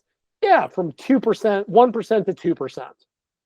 That means out of every 10,000 people, it's 100. It's 100. Again, I'm not downplaying any of this, as someone accused me of online. I'm not downplaying this when it happens, but the relative risks are microscopic, and the scare tactic articles, because again, great book called How to Lie with Statistics. My mentor made me read it early on in my career. Yeah, 2% versus 1% is double. Is that worth worrying about? Now, if the difference was 25 versus 50%, yeah. I mean, like, for example, as I asked James Krieger when he made the same type of bullshit numbers about Brad's volume study, he said, well, in Lyle's world, doubling the chance of more growth isn't worth it. I go, not from 1 to 2%. I go, if I told you, hey, there's double the chance of rain tomorrow, would you take an umbrella? Well, not if it's 1 to 2%. 5 to 10%? No. 25 to 50%? Yeah. A doubling is a great way to hide relatively insignificant numbers. And that's true when you look at all of these conditions, like every single one of them that have been examined. It's always these, it's maybe 2% versus 1%, 1% versus 0.5%. And again, I'm not downplaying this, but I'm seeing people now going, I just got my Tirzepatide. I'm afraid to take it. I'm afraid of, like, what if this happens? Like, people are become terrified of this. Yeah, because, I think, if I may, it kind of just comes down to a cost-benefit analysis. For someone like me, I can diet without it. I could probably, get lean enough for a bodybuilding show without these drugs. I can maintain a low, healthy body weight without these drugs, as can you. It wouldn't make sense for me to add in these drugs for a bit of appetite suppression when I'm fine without. But for someone who's very obese, the potential costs are likely worth it. Well, and that's just it. It's like, okay, yes, these potential risks are there. That has to be weighed against the vast improvements in obesity and diabetes-related comorbidities that will be reduced enormously. And yeah, it is absolutely a risk reward. Not to mention that, well, if you're doing these, because I've also seen people make this mistake, and people get nuts with weight loss stuff, make no mistake. They'll be like, I've been doing this for 8 weeks. I can't poop. My digestion's completely screwed up. Then go off them. Reduce your dose, right? Like, if you are taking something and having such severe side effects, no, go off them. At the first incidence that you, like, if you haven't pooped for a week, you should probably stop the drug and go see a doctor. But people lose their effing minds when it comes to weight loss stuff. Yes, it's absolutely a risk to reward. We know the massive benefits, health and otherwise, of weight loss. Yeah, there is a slight risk. Well, being obese or diabetic is arguably a larger risk. Like I said, with every new generation of drug, these are getting lesser and lesser and lesser, which I think will continue to happen. Now, one area of concern that I absolutely want to bring up, because it's important, there have been reports of mood changes, depression. There was a little bit of to do about suicidal ideation a couple years ago. So a lot of the studies don't see it. But a lot of the studies are very particular in who they allow into the studies. Like, in general, if any of the drugs do anything, they tend to reduce suicidal ideation. But this is in people that aren't already prone to it. I will say, on average, individuals with higher BMIs have a lower risk of death by suicide compared to individuals with a lower BMI. Oh, interesting. It is interesting, right? And, it could be that a kind of higher adiposity kind of increases serotonergic activity, which decreases impulsive behavior. Yeah, it could be, yes, exactly. It could be like a lot of things. But when they have occasionally done studies in people that had pre-existing suicidal ideation, there can be an increase in a subpopulation. Now, why? Nobody's exactly sure, but they think it could be related to the effects on the reward system. Right? If suddenly life becomes a lot less rewarding because you're tamping down the dopamine system and you're already prone to depression and anhedonia, I could see that potentially pushing someone into a problem area. It's still a small percentage, but to say that belies this topic, and I don't want anyone to mishear me, right? To say that it's only a few percent, even with the other things, like to say that only a few people died, like, no, nobody should. It is a risk-reward ratio. But like, if somebody is taking these drugs, GLP-1, and 3 weeks in, they're like, oh my God, I've been vomiting multiple times a day. I haven't pooped. Like, go off the damn drug. stop and go get medical help. If someone starts to take these and starts to experience mood changes that they know are related to pre-existing depression or suicide, go the hell off the drug and call someone. I mean, unless your shot was that day, like, you're kind of out of luck, unfortunately, but like, call someone and stop the drugs, period. Right? That is the one drawback of the longer acting drugs, right? Like, because there is an oral semaglutide called Rybelsus. It's only for diabetes. It's used off label for weight loss and doesn't seem to be as effective. But like with an oral, the great thing is if you're getting bad effects, you just stop and it's clear in a day. Liraglutide, it's clear in 24 hours. If you've taken 4 weeks of semaglutide, if you stop, it will be a week for 50% to clear. It'll take a month to clear completely. So you're kind of out of luck. But if that happens, any of these side effects, weight loss isn't worth it. Maybe a different drug. Maybe it's just not for you, like I said. But again, we know the risks of obesity. We know the risk of diabetes. We know we know all those risks. There is no drug that's ever been made that had zero side effect profile. Comes down to, are the risks worth the rewards? And in this case, for many, it will be. Just to come back to depression briefly, I don't know if you noticed me giggling earlier when you mentioned aniline. Oh, yeah. Like the peptide? Yeah. I was giggling because there's this morbidly obese weight loss YouTuber named Amberlynn Reed. So it's kind of like Amylin. And she went on GLP-1 drugs, right, to try to lose weight, but came off them because one of the main things that made her happy, food, was something she was no longer interested in. Well, okay. I mean, I get that, but you can't have it both ways. I mean, this is a case where you cannot have your cake and eat it too. Although it's interesting, as a quick side note, already there have been places that sell like fast food, Walmart and things like that. They've already seen changes in purchases of certain foods. Like, food companies are going to have to pivot because of these drugs and come up with, they're already working on like GLP-1 friendly foods because they're going to lose money. And that is absolutely going to be an effect of these, for good or for bad. And again, the biggest problem with the drugs is the cost, at least in the US, because costs are stupid. Only, I read somewhere, don't swear me to this number, something like metaphorical health costs, but the literal monetary. No, I mean the literal financial cost. Yeah. In the US, without insurance, semaglutide is like $1,000 a month. Tirzepatide is about $1,200. Although per pound lost, it's still more cost effective. Now, with insurance, prices drop, but many insurance companies don't recognize obesity as a disease. To which I ask, why don't doctors just diagnose for people with diabetes? And I'm guessing that's insurance fraud, and they don't want to go down that road, right? With the compounding pharmacies, you can get it much, much cheaper, but the compounded versions are not the exact same chemical. That's a whole big to-do. Novo Nordisk is trying to shut down the compounding pharmacies because they're losing money. And that's very much in flux. And those can be underdosed, they can be misdosed, they can be fake. But in other countries, over in Germany, the same monthly semaglutide is like $157. That's because the US insurance system is broken. There were government discussions about this, right? Because these are drugs that basically only certain people can afford until the insurance companies all which, if you think about it, if you were a logical penny pincher at an insurance company and you sat down and did the math, the amount of money that you would save in the long term by treating obesity, by approving these drugs from obesity-related comorbidities, would more than offset the cost of the drugs. But that's not how they think. In the short term, they think it'll cost them more money and they won't cover. But in the long term, it would save them billions. But that's going to take a while. And that's just, unfortunately, like, liraglutide was just made generic, but it's a shit drug. It's very weak. Semaglutide won't be available to be a generic for a while. That is like, yes, there is, the financial cost is massive. But again, in the long term, the financial cost of obesity related diseases is far more massive. But that's not how America thinks. America, yeah.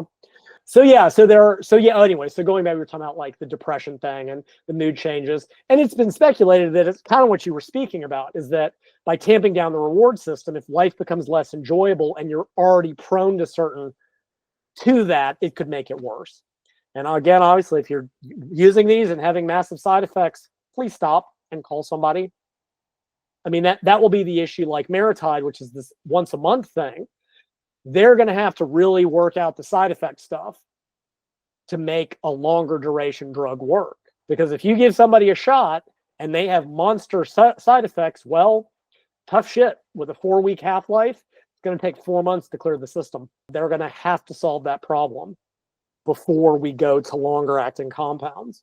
And maybe they will. I don't know. We'll see what happens. Like I said, there's all these drug companies, and some are going to fail and some already have failed. And, what was this? Well, there's 2 funny ones.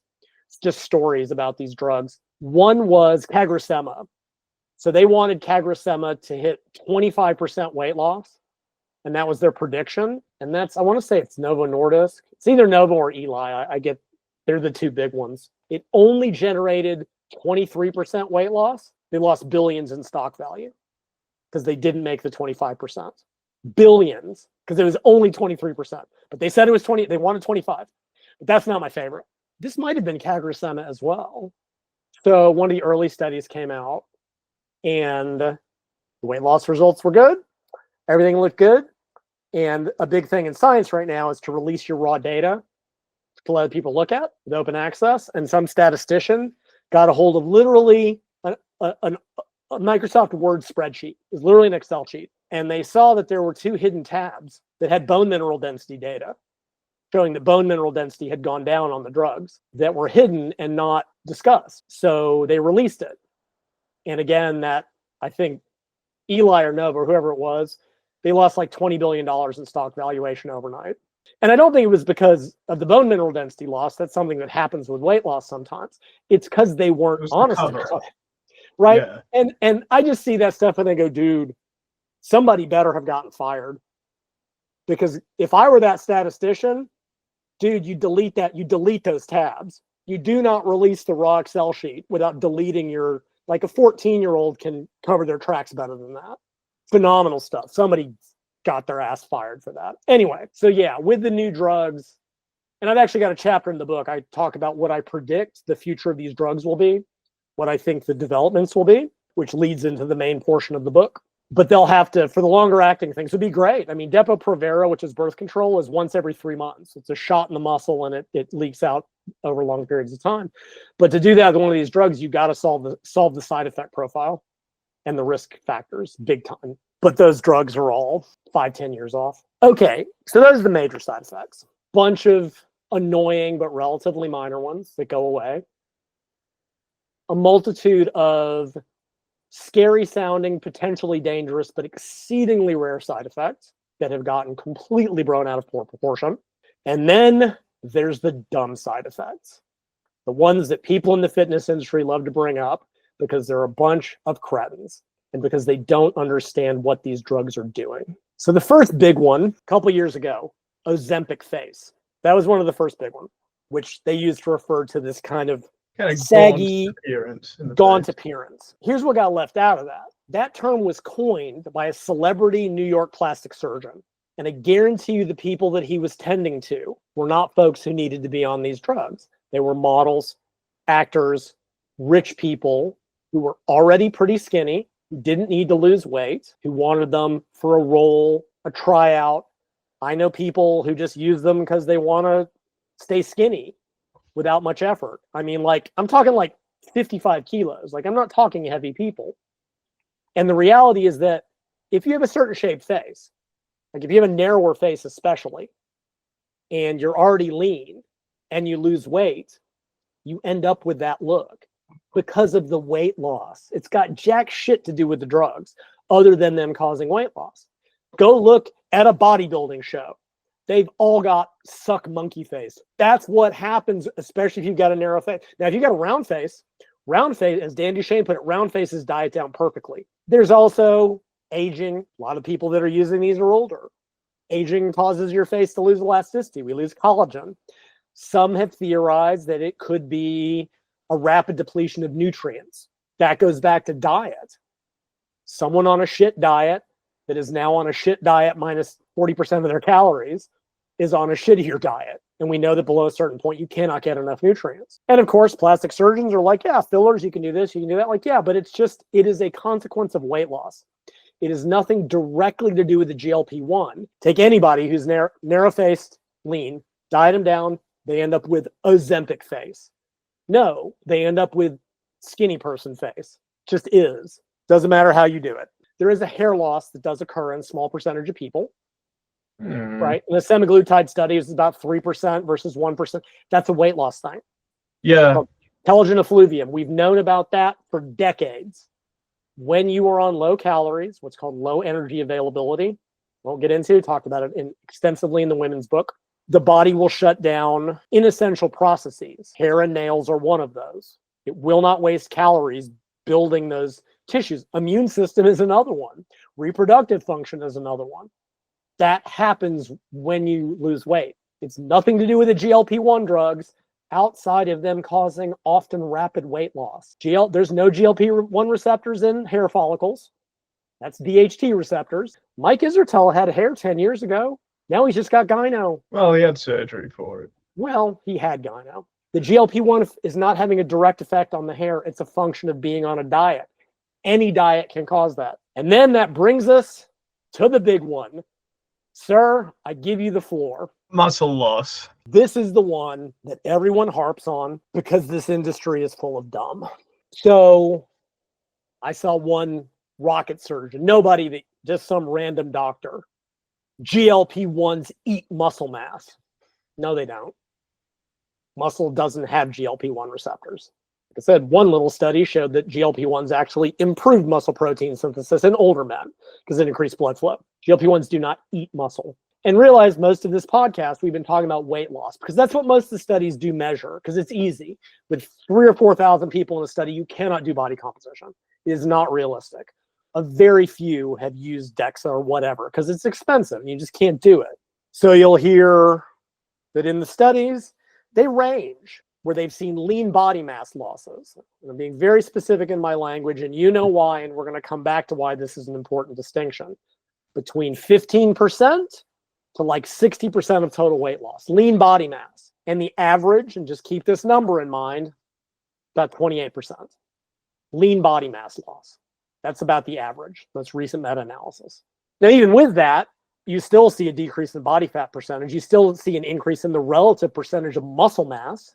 And again, I'm using my language very specifically here because, and this is where the industry continues to F it up, including otherwise supposedly, well, I won't say supposedly intelligent people because that's being way too generous. Because I've seen people say the GLP-1s cause 60% muscle loss.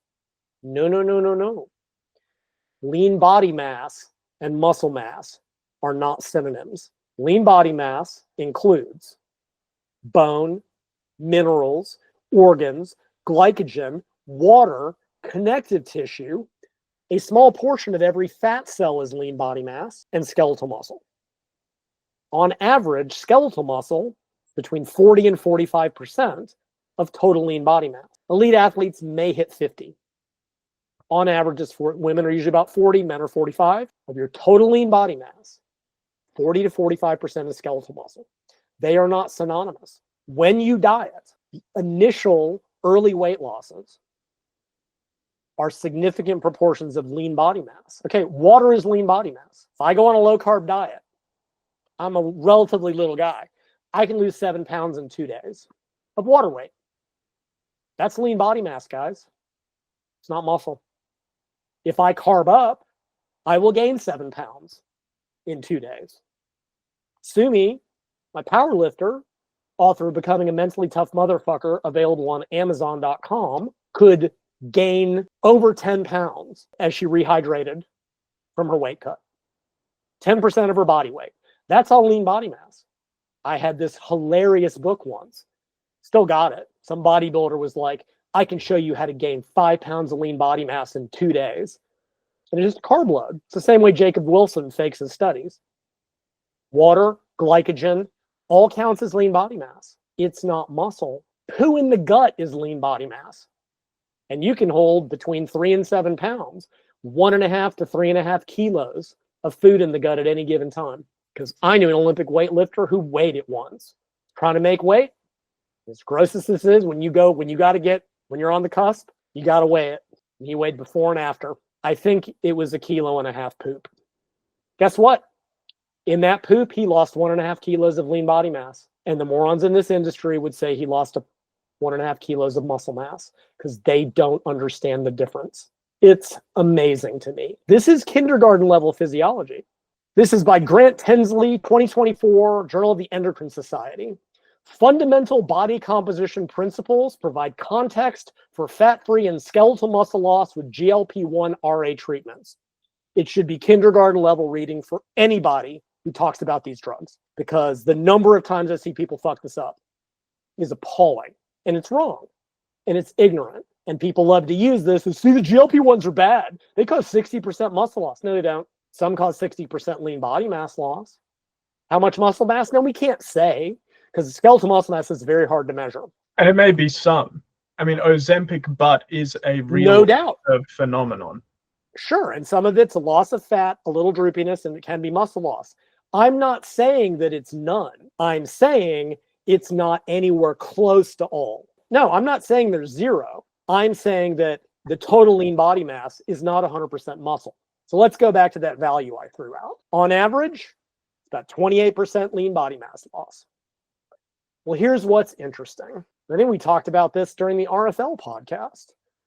If you look at the average lean body mass losses for most diets, it's about 25% total lean body mass. Now, I'm not a mathematician. And as Greg Nuckols likes to point out, I'm not a statistician when he's not griping about me on Reddit. But 25% and 28% are pretty damn similar. It's almost like the lean body mass loss from GLP-1s is because it's a fucking diet. But more importantly, it's an improperly set up diet. That's the issue. GLP-1s are doing nothing but creating a deficit. We know that badly set up low-calorie diets cause lean body mass loss. Now, one group, there's a couple other things. One group has even asked, would decreasing the amount of muscle loss actually matter? Like, okay, if we can spare an extra kilo of muscle, does it fucking matter? Probably not. Not in a clinical sense. There's also some evidence that some of the muscle loss has to do with a change in muscle quality. It has to do with intramuscular triglyceride levels and a bunch of technical stuff. It may be a beneficial adaptation. Not to mention, as people develop overweight and obesity, about 25% of the total weight gained is lean body mass. And it's a combination of glycogen, water, minerals, connective tissue, and skeletal muscle. When people complain about having small calves, on top of teaching them to train them properly, my advice is gain 300 or 400 pounds, because you've never seen someone that overweight without big calves. Because gaining weight is progressive overload. Don't even need length and partials. They still get big calves and thighs. So back in the day, obesity researchers often argued that losing that 25% lean body mass that had been gained had to happen anyway. You're losing the excess. And even then they were distinguishing between inessential lean body mass, connective tissue, water, glycogen, and essential lean body mass, which is muscle and organ. Like, I'm generally against muscle loss, but we're talking about overweight individuals who have gained 25% lean body mass as they developed obesity. And they're just losing it again, but most of it still isn't muscle. And some of that muscle loss may be improvements in muscle quality anyway. The whole thing is asinine. But then this goes back to my rant about the whole drug thing. You're like, well, GLP-1s cause 25% lean body mass loss. Okay, great. So do badly set up diets. Why are you only singling out the one? Because you think the drugs are a crutch, because you think people with obesity are lazy. Just say that and I'll at least respect you. Stop trying to because they're drawing a line that doesn't exist. That criticism is non-discriminatory for GLP-1s. It just means that a badly set up low-calorie diet is a badly set up low-calorie diet. Well, we can fix that by not setting up the diet badly. It's the same point you made about fiber. Take the average person who's not eating a lot of protein. Even if they're on high calories, they're probably not. And now you strip their calories, and now they're eating less. And we know that as calories go down, protein needs to go up. People aren't being advised of this, mostly. Some people in my group, I asked, who using these drugs is getting advice? About half and half. Half were like, I got nothing. They gave me the drug, said, go with God. Some got generic advice. Occasionally, someone got good advice. The key to avoiding lean body mass and or muscle loss on any diet, whether it's drug-driven or otherwise, is sufficient protein and resistance training, neither of which are being done. But when people do them, because I know the people that have done it, guess what? There's no muscle loss. It's because it's a diet. Lean body mass loss is not equivalent with skeletal muscle mass. And seriously, if you're in the field of exercise science, if you're going to make a big deal about your fucking PhD and you don't know this distinction, like little Milo Wolf, you can link to that video. You don't get an opinion. This is such basic stuff that it pains me that people still get it wrong. We talked about this with the RFL thing. Nobody in this field pretending to have any level of expertise should make this mistake. It's so basic, it's painful. And they should read this paper and then pick a different job because they're suck at this one. Lean body mass loss isn't muscle. The 28% that can be lost with GLP-1s is identical to any low-calorie diet. And if you add resistance training, which has not been done in the studies because it cannot be, although I will go ahead and talk about the liraglutide study a little bit, you won't see this problem.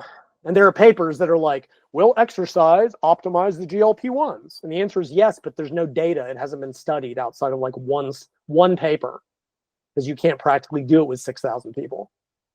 So the whole muscle loss thing and the whole lean body mass thing is just, it's a combination of misconceptions, misunderstandings, and just pig ignorance. Yeah. If your diet's high in protein and your resistance training, you're not going to experience the Ozempic butt phenomenon. No, you shouldn't. I mean, again, as we get, because again, a lot of people that are seeing this is older folks who've been fighting with weight loss for years. I don't know why. I go read the studies and they're like, people at 50 to 55, like, why is everybody in every one of these studies older? And I don't know. Some of it's just aging, folks. And when you lose weight, guess what? Shit gets loose. And if you happen to lose muscle because you didn't get protein resistance training, well, yeah, that'll make it worse. But everybody I've known that's used them without doing that doesn't have a problem. Because of course they don't. And here's an example of that. So one of the papers that I briefly mentioned, it used an intensive intervention alone. 10 is like 1,000 to 1,200 calories, blah, blah, blah, for like 12 weeks. And then it actually had 4 groups. Placebo, don't care. They regained it all. They just did nothing. There was an exercise-only arm, and they did, after a 6-week ramp, they did 4 days a week of very high-intensity training. 2 days were with trainers in classes like interval training, and 2 days were on their own, which is very atypical. Most people don't do that level of exercise. What they were looking at was maintenance. One group did liraglutide only, and one group did liraglutide plus exercise. And here's what they saw. They followed them for a year. Placebo group, don't care. The liraglutide group lost a little bit more weight. The exercise group lost a little bit more weight, but they lost more body fat, which means they actually gained muscle. The liraglutide plus exercise group lost significantly more weight while gaining muscle, which means they lost more body fat. When they added high-intensity exercise, even to the liraglutide-driven extra weight loss, they gained muscle. It's the lack of exercise that's the problem. It's not the drug. 100%. Yeah. It's just that simple. Yeah, I mean, you take any sedentary population with a crappy diet, reduce their calorie intake, and they're just going to lose muscle. It's a lower calorie crappy diet. Yeah. And probably will be worse. Because again, if they reduce everything equally, and I don't know if that's really been examined in detail, like if people reduce certain foods equally, if they take everything, whatever, there's 60 grams of protein in their carbs and fats, and everything drops by 25%, well, that 60 grams of protein, they're now at 40. That's barely the DRI, much less when they should be doubling, when they need to be At 100, I mean, it's actually interesting. The one of the GLP groups that I lurk in gives shockingly good advice. And honestly, they're smarter than the people in the fitness space blathering about this shit, because they're like, you got to get at least 100 grams per day of protein, exercise if you can do it, because there is an issue. People that are extremely overweight, and this is something that, again, cretins in the fitness industry don't realize. When you weigh 100 kilos or more than that, exercise is not particularly easy to do. And the problem that has always been in this industry, most of the people who are fitness influencers or trainers or coaches or whatever, typically haven't been morbidly obese, and they always enjoyed exercise, and they have no concept of what that means or what the realities of that are, right? And they think, oh, just start doing cardio. Like, no. I'm like, put on a 200-pound fat suit and go see how much you can move around. You know, you judgmental prick. For many people, exercise may not be even a possibility early on.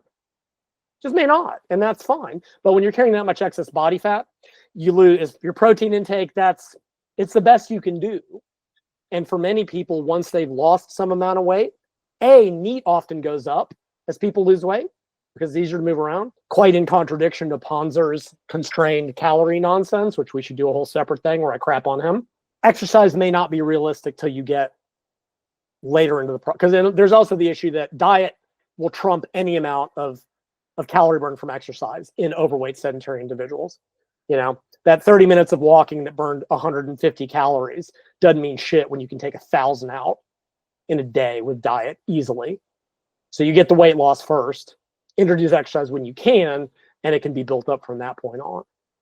Again, leaner people, you know, and again, my book, obviously the way I do it in all my books, on my category system based on body fat percentage. I'm like, Cat 3, unless you're already an athlete, like, you know, super heavyweight power lifter, Olympic lifter, American football that's trying to lose, training may be out of the question early on.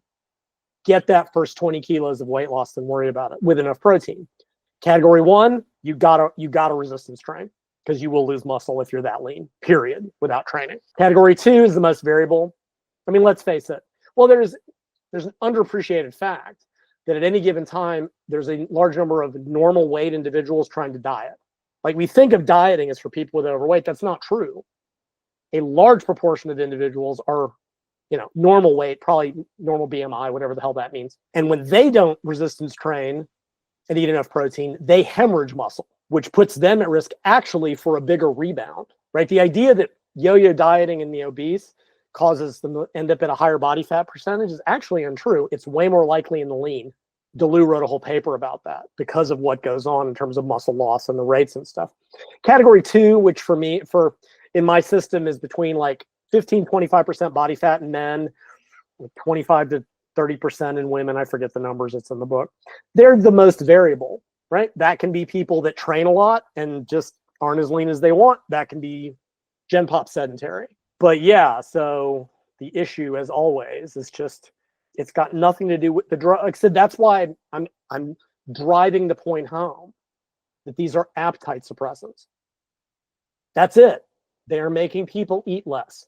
It is a drug-induced low-calorie diet, which means it will have all the same problems as a badly set up low-calorie diet. GLP-1s do not eat muscle. They don't affect muscle directly.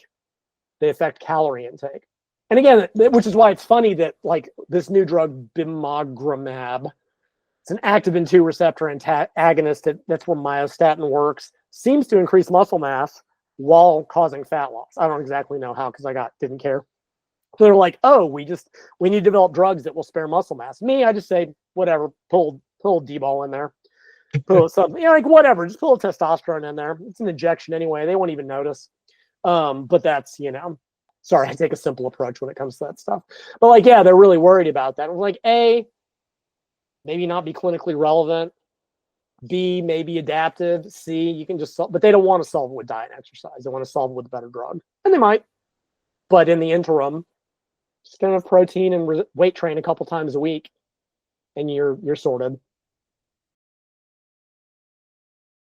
Well, why don't we talk GLP-1 drugs and weight loss maintenance? Because you raised earlier this notion that once you take them out, people can rebound. Well, so that's that's the typical criticism. Oh, well, when you go off them, all the weight comes back. Well, same as any other intervention, but that just raises the question, why go off?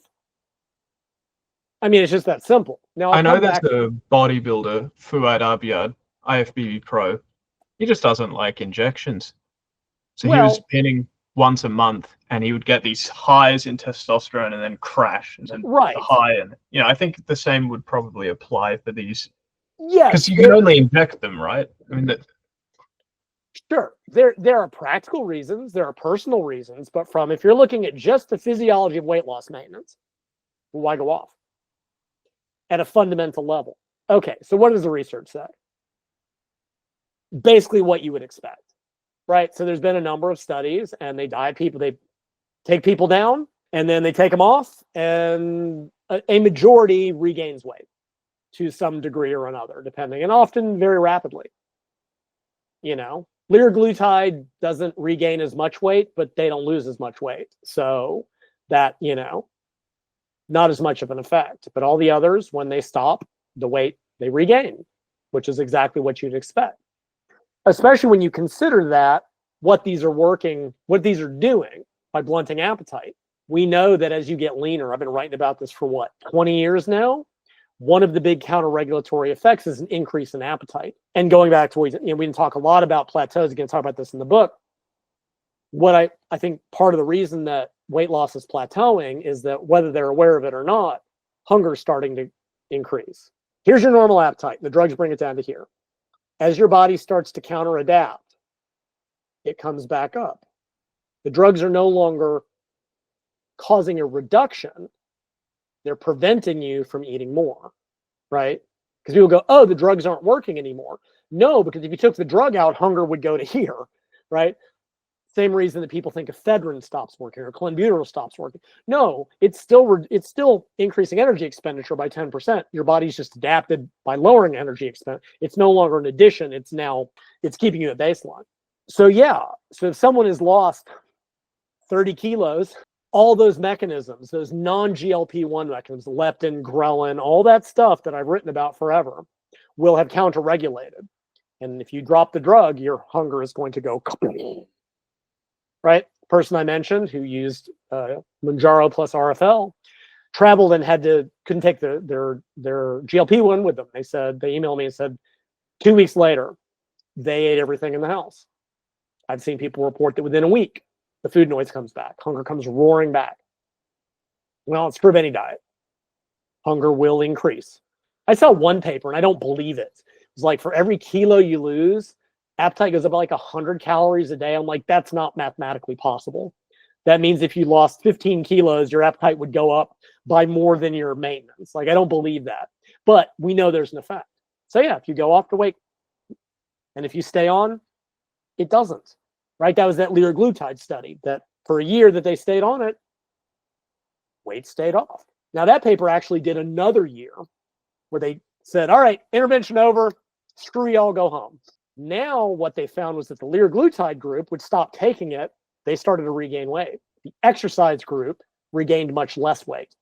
They regained some. If all you're doing is taking the drug and making no attention to lifestyle, all you're doing, and you suddenly stop, well, you have no habit to maintain because the behavior was taking the drug. So of course the liraglutide only group regained weight. Exercise group had established a habit that could be maintained. And then for weird reasons, the liraglutide plus exercise group regained in the middle, but they also lost a lot more. It doesn't, whatever, you get the point. Other studies have done things like, okay, we use the drug to generate some amount of weight loss. One group comes off and one group stays on. Group that comes off regains, and the group that stays on loses more. So the general conclusion would be that it's for life. And again, if we reconceptualize obesity as a chronically relapsing condition, it's a chronically treated disease. I don't get to go off my bipolar meds ever. Just is, right? Not until they find a cure. But right now, any chronic condition must be treated chronically. And if you look at the research, that's how obesity is being reconceptualized. It'll take 10 years for the medical people to realize it and 20 years for the fitness cretins to accept that. Now, there is a proportion of people that don't regain weight. rather than using the drugs in lieu of lifestyle changes, have used them to support lifestyle changes. Because that is a valid criticism. Will people just use this instead of changing their lifestyle? Yeah, and people take steroids without training. What is your fucking point? Why are you only criticizing the one? People take drugs all the time. Like, why do you mainline caffeine instead of improving your sleep hygiene? What's the difference? Other than you don't like this class of drugs. And again, I'm not defending that choice. I'm just saying that people do it with every other drug. So why are GLP-1s being singled out in a non-discriminatory way that applies to people do with all things? I'm not saying they're in the right, but I'm saying they're all in the wrong. But other people who use it to support lifestyle changes often keep the weight off. However, in all these studies, a couple things happened. The main one being that they stop the drug immediately. They just go, all right, you're done, get out.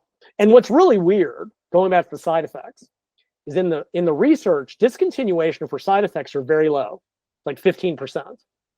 And out in the real world, something like 50% discontinue within a year, which baffles me. And I don't know why. I don't know if it's side effects, could be cost, could be people are just bad at tape. People don't like injections, to your point. I don't know why, but I'm like, for a drug that is doing so many good things and is so critical, like, that baffles me. So this is a place where there's a big disconnect between the studies where people often want to make the guy with the clipboard happy and the real world. Regardless, there was a recent paper, there's only preliminary data available. They allowed people to gradually taper their dose rather than cutting it off immediately. Because when you do that, a week later, hunger just goes. So they let them taper over an average of 9 weeks at whatever schedule they used. And while they did that, the people intensified their lifestyle interventions. And it was only like 20% of the people found that they were able to maintain their weight loss when they tapered like that. Because I think that gives you a chance to let things come back into balance a little bit more slowly. It's like, okay, I'm going to cut my dose by a couple weeks. All right, my hunger's a little bit up. I can try some strategies. Once I adapt to that, maybe I can bring it down another dose. Maybe I taper off completely. Maybe I end up at a lower dose. I know people that have done that. There's someone in my group who just posted they found that they can maintain their normal dose once every 10 days, which if you math out the half-lives means that they're probably about 25% below maximum. Like if you cut your dose in half, you'll be at 50%. If you take the same dose every 2 weeks, you'll be at 50%. They're once every 10 days, about 25%. Someone with a pharmacokinetics background can leave a comment and go, it's actually 31.3%. And well, actually, that's fine. You get my point. There are other options. Tapering is one. It has been suggested that one option would be to switch to a different anti-obesity drug, such as phentermine, Contrave, bupropion, metformin, that are cheaper, oral, and more easily available, that can blunt hunger, that aren't GLP-1s. So that's another option. One interesting thing about the people who tapered was that they would reintroduce the GLP-1 if their body weight went up a certain point. So rather than using it continuously, they used it intermittently. So they'd go off, and a few months later, they'd gained 1.5 pounds. They'd go back on for a month. I've recommended similar things with diet. Set an upper limit weight trigger. When you hit that, it's time to get your shit together and take the weight back off, because it's easier to do it when it's only a couple pounds than when you've regained 10. So that's a way to eliminate the need for continuous use. Those are all possible ways. And in some cases, the reality is people may have to stay on them forever at a full dose. And if that's the case, there's nothing wrong with that. It's a completely legitimate option. I mean, the reality is weight loss has never been the problem. I've been saying this for 20 years. Long-term maintenance always has. We know how to take weight off of people. Most people can't keep it off. These drugs have changed the game, at least over the 3 or 4 years it's been tested. Like, no study has gone longer than that. And unless it turns out that the long-term effects of these compounds are massively worse, right? Like maybe after 10 years, maybe in the future, which I'm not going to turn those filters back on, they cause someone to grow a third leg. Like, unless that happens to be the case. And even now, they've been approved for long enough, I think we would have seen it, is more than keeping body weight from going back up. it would be hard to argue again. Again, there are practical reasons. People hate needles. They're expensive, et cetera, et cetera, et cetera. Like there are reasons people may want to come off. But a slow taper, really insane lifestyle, using them intermittently, maybe switching to a different drug, maybe some combination of those might work for some people, but they clearly won't work for all people. And if they don't, someone has to stay on lifetime. Well, it's not a moral failing. It's not a personal failing. What works for any given person doesn't matter to any other person. And so it is. I mean, that's just the way the cookie crumbles. Like I even, again, this consult that I had, we talked about that. And I talked about the possibility of tapering and this and that and the other. And they were like, no, I fought with this for my whole life. Like I said, they found with 2 weeks off, they ate everything in the house. I'm like, well, that's a learning. Like I said, I'm worried that they're going to keep losing weight and disappear. They said if they did, they were going to haunt me. So anyway, that's where long-term maintenance stands. The only compound that's shown longer-term effects is Maritide. It actually showed weight loss maintenance for 150 days after cessation. But that's the drug with a 4-week half-life. 150 days, that's about 4 half-lives. But I wonder, with that, could you move to a once every 4-month injection at maintenance with that? Or once every 3 months? Right? Like once you use it consistently to get the weight down, could you then just use it every 3rd month to bump levels up? Don't know. We'll see. Probably. Maybe. I don't know. But I think that will also be another part of the future of these drugs. But you'd have to find a way to make a permanent change in the receptor of the system for it to cause truly long-term weight maintenance. Like I said, monoclonal antibodies. That's been part of cyberpunk fiction for a while. Find a way to genetically change the system permanently. You know, maybe if Bill Gates had put the microchips in the vaccines, we'd already have that. But damn it, that turned out to be a lie. I want a microchip. Anyway, like that's part of the potential future, but that's years off. For right now, this is what we got to work with. All right, exercise. Yeah, let's talk GLP-1s and exercise. The main thing, and again, this big part of the book, is no matter what, if you get massive spontaneous appetite suppression, cool. You got to get enough protein, period. I don't give a shit about the rest of it. I've been making that point for years when it comes to fat loss. The deficit and the protein are non-negotiable. Everything else doesn't matter outside of context. Same thing here. If you happen to get massive appetite suppression, you got to get enough protein, go with God. If you're having to consciously focus on a diet and deficit, set protein first, everything else comes after. That pretty much, I mean, there's other things I talk about, in the book, plateaus and short-term and long-term and how to deal with plateaus and what causes them and all that other nonsense. But big picture stuff, maintain the deficit, get enough protein, /end. So exercise is related in that the proper exercise plus sufficient protein is the key to avoiding muscle loss, but it is also independent. Like I said, some people in the initial stages, they're carrying extremely large amounts of body weight. Exercise of any type may not be realistic. And so be it. If you got to use diet first, you got to use diet first. I mean, you'll always be using diet first, but you can bring in exercise when it's possible and, build up as you go. Awesome. Is there a question other than what type of exercise should you do? I don't think so. Let's talk about that, though. Yeah. So, again, as I mentioned, there's been some papers that are like, can exercise optimize GLP-1s? The answer is like, yes. And they all say the same thing. Well, we've got no data on this outside of like the 1 liraglutide study. But our approach can be informed by 5 decades of previous weight loss studies. Again, it's just a diet driven by drugs instead of by willpower or whatever you want to call it. It's just a diet. That's all it is.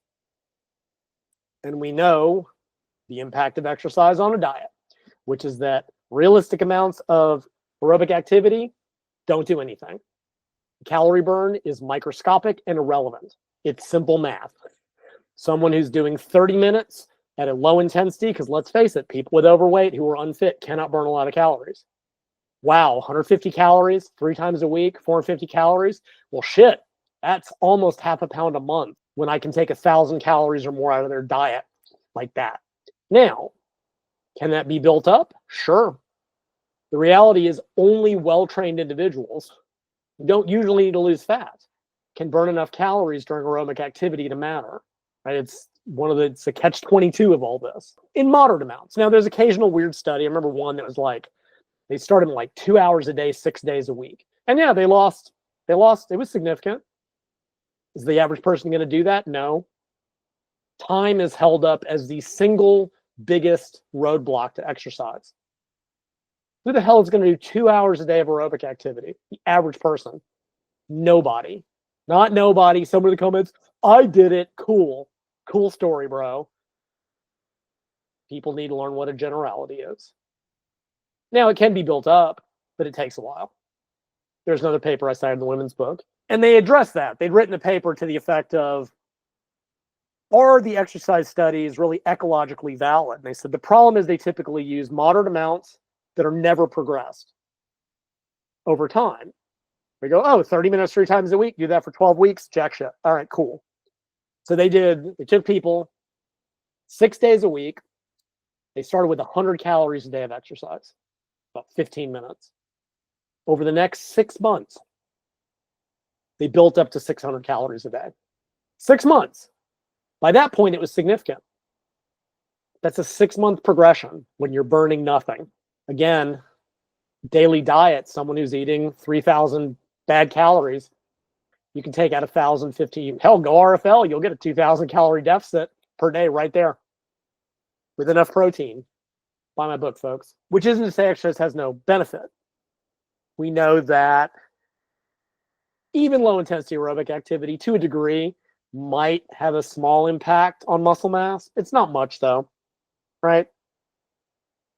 It's just not, despite all the articles. Walk your tummy fat away 3 times a week. Yeah, sorry, folks. Doesn't work that way. High intensity interval training, which they did use in that liraglutide study, can be effective, but it's also not appropriate for beginners, despite the studies. And the most recent work has found, yeah, even though people will do this in the research, they won't do it in the real world, which is what I was saying all along. I was an endurance athlete for decades. I did more interval workouts than I care to think about. I hated every single one of them. There is no way the average trainee is going to do that consistently.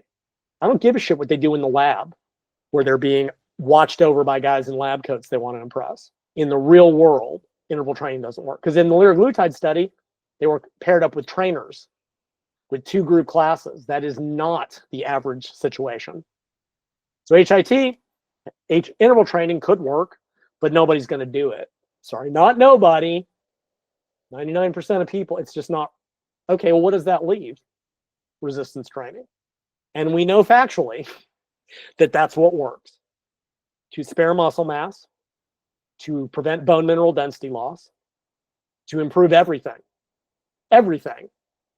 Not to mention that for the time investment that it takes for a beginner, the return on investment is staggering. In 15 to 30 minutes twice a week, you'll get all the benefits that you need as a beginner. You'll spare muscle mass, which means that your entire weight loss that's not non-muscle lean body mass will come from body fat. You can increase muscle mass in the early stages. You'll prevent lean. Even if interval training does work, it's only the lower body. Resistance training hits the upper body. It hits all the muscles. It is by far and away, like, if you have to pick only one form of exercise on a diet, and when you listen to RFL thing, this may sound familiar. This is it. Even if you're a beginner, do body weight.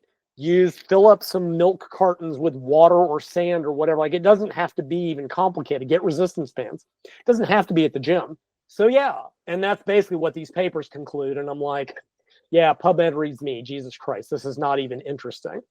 I mean, again, they can't do this in a study with 6,000 people, but this is what should be done.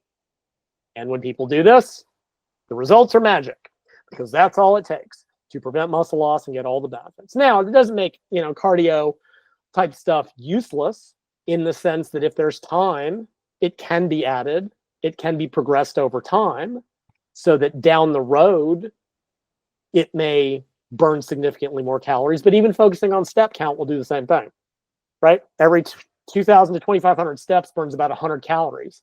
Well, that's about 15 minutes of formal cardio. If you build your steps to 10,000 per day, that's 400 calories extra burned a day. That's 45 minutes at the gym. It's a lot easier to do the steps than to go to the gym and toil on the treadmill. Not to mention that as you're losing weight and daily energy expenditure is going down because you're lighter,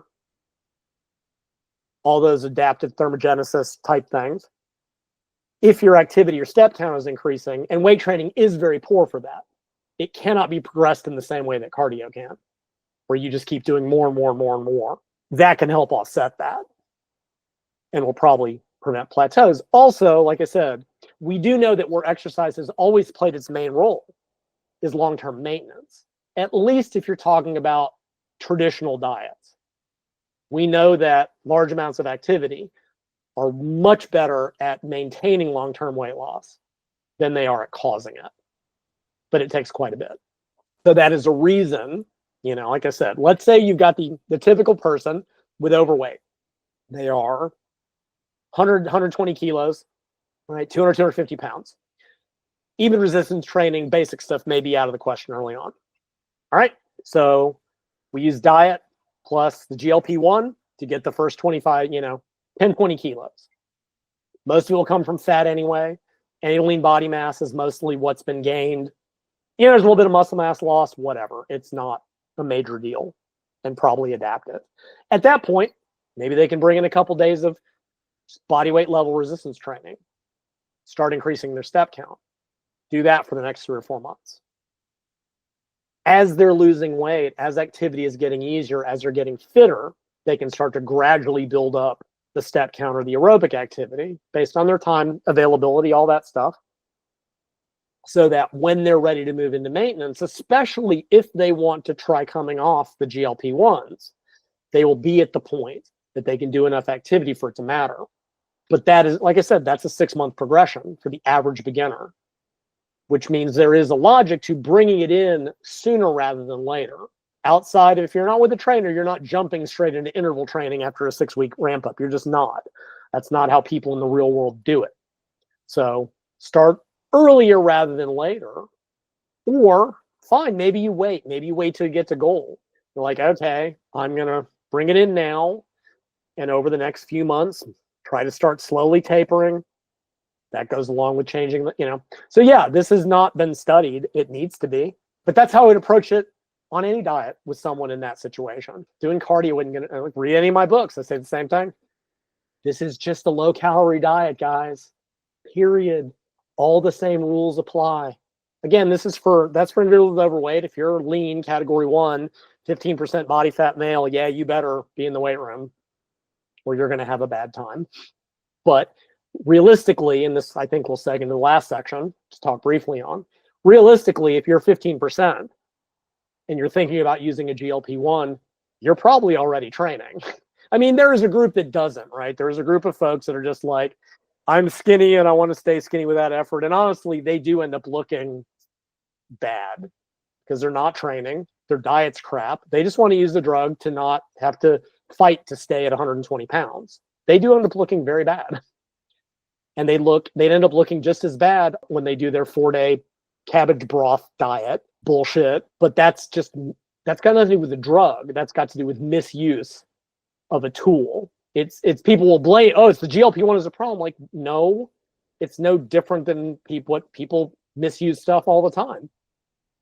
They're just misusing this for a different purpose. They used to give people amphetamines back in the day, back when doctors were cool. Good old days. Anyway, the point being that for lean people who are athletes, who are already training, but they're in a very different situation.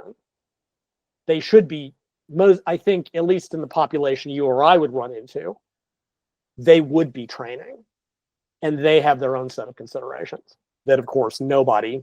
Well, I supposedly talked about it once with one person, but those videos seem to exist only in my memories.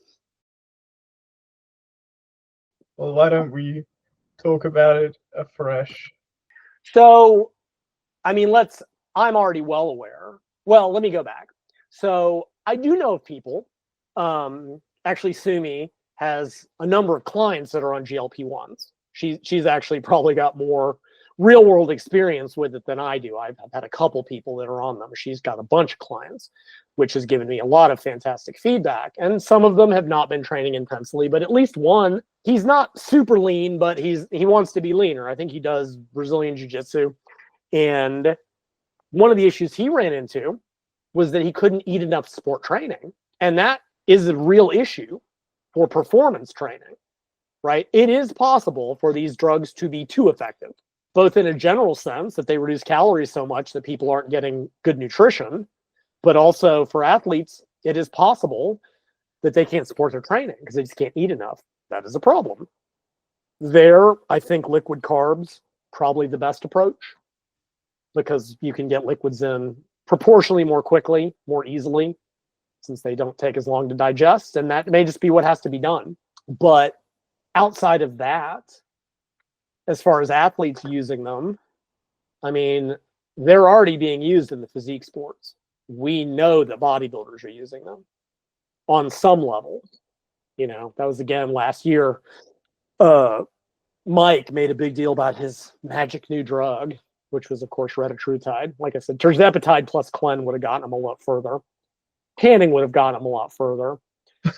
Taking advice from us would get him a lot further, but none of these things will be taken under advisement.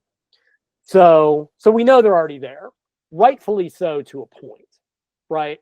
Getting to contest lean is is controlled starvation.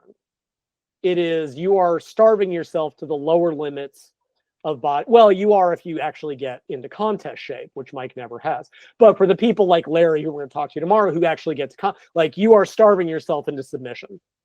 It is just a controlled starvation. And as you get leaner and leaner and leaner, the counter-regulatory adaptations can be massive. I've done, even when I got to single digits, like you can eat the perfect meal of protein, moderate carbs, fiber, moderate fat. 10 minutes later, you're hungry. It's brutal, right? Your entire neurochemistry is fixated on food because of NPY. If you go read the reports, the guys in the Minnesota study who were being starved, to the lower limits, and they would talk about how when they got out, they were going to open a restaurant and about all the things they wanted to eat. Like this is now physique competitors, they go on Instagram and look at food porn, right? They're just like, I want to look at all which is terrible. Like, God, don't lean into this. Try to get away from all those triggers. And Dan Duchesne, who wrote about early appetite suppressants in Body Opus, said at the end of the day, the final battle is at the refrigerator door. Right? When it comes down to getting to contest lean, the final battle comes down to appetite. The other stuff's easy, relatively speaking. And people used to use phentermine. They used to use Pondamin, which I don't know a lot about, cocaine, amphetamines. I guarantee you those were early weight loss drugs or appetite suppressants. And even part of the ephedrine's effects were appetite suppression, right? Even that was a big helper back in the day. And you do everything you can, and it doesn't help. And now GLP-1s are the new hotness. And for good reason. And they, I think, are going to change the game to a degree. But I think there may be other athletes that use them too. We'll talk about first, because physique, it is unique among activities for a number of reasons. But if you're looking at performance athletes, right? Because people, one of my favorite trite statements in the fitness industry is athletes don't diet. They just train it hard and eat right. Yeah, bullshit. Athletes have to diet all the time. They have just as many problems keeping their body weight down as anybody else, and they have to actively diet. There was a Tour de France cyclist years ago who was notorious. He gained 50 pounds in the off season, and he'd get back, and over the first month of training, he'd write it all off by eating nothing and riding 6 hours a day. Right? Athletes absolutely have to diet. And depending on the sport, depending on how body weight focused it is, from a performance or aesthetic standpoint, frequently you have to maintain really low body weights, like runners, climbing cyclists, swimmers not so much, but most endurance athletes, being lighter is a benefit. Weight class athletes, powerlifters, Olympic lifters, wrestling, even rowing has weight classes, believe it or not. Jockeys, horse jockeys of all things, actually, because they have to be so light, have the same problems with eating disorders and low energy availability as other athletes. One of the few sports where men show the same problems. Male runners, because lighter is better, at least up to a point. So they might use them, but we have a lot of issues. We have the issue, and this is true to a degree to all of them, everything I'm going to talk about. And again, I have a full 14-page appendix on this in the book. Any other GLP-1 book you see, they ain't going to have this special appendix, because only I could write it. And it's longer than any other chapter in the book. Go figure, because I had a lot to talk about. But you have to worry about a lot of things, right? So most performance athletes usually have a competition season where they have to be in shape for however many months. Many times they'll have to diet to get to where they need to be.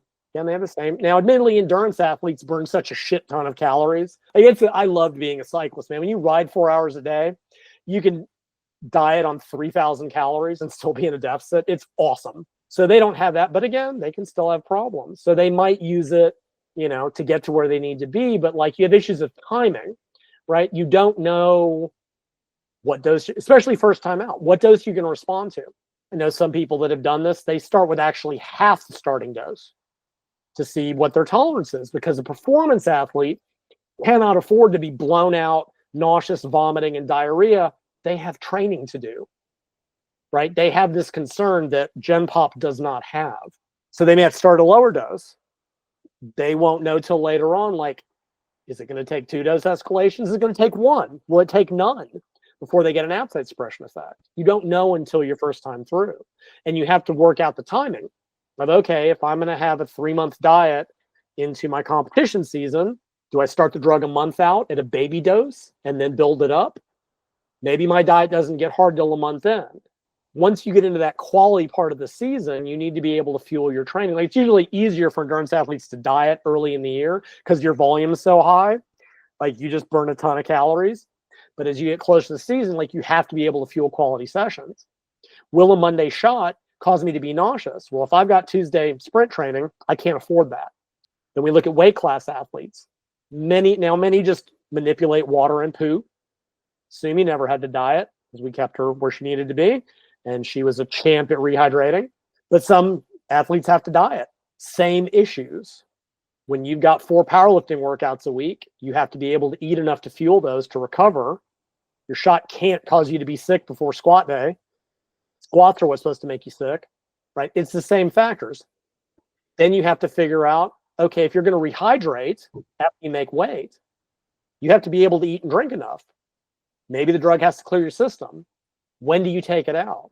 Now, I'm not saying I have the answers to this, because it's going to depend on first time through. It's crapshoot for all these situations because we just don't know. Now, one thing that I didn't mention that is worth considering, one odd side effect of the GLP-1s is they raise resting heart rate by between 3 and 6 beats per minute, depending on dose. It's a little unclear why. The heart does have GLP-1 receptors, so it may be a direct effect at the heart. GLP-1s, one thing they do, and this is post-meal, they increase blood flow to muscle and fat cells, which lowers blood pressure, which means the heart has to pump a little bit. But that's a meal-related thing. That makes sense to me.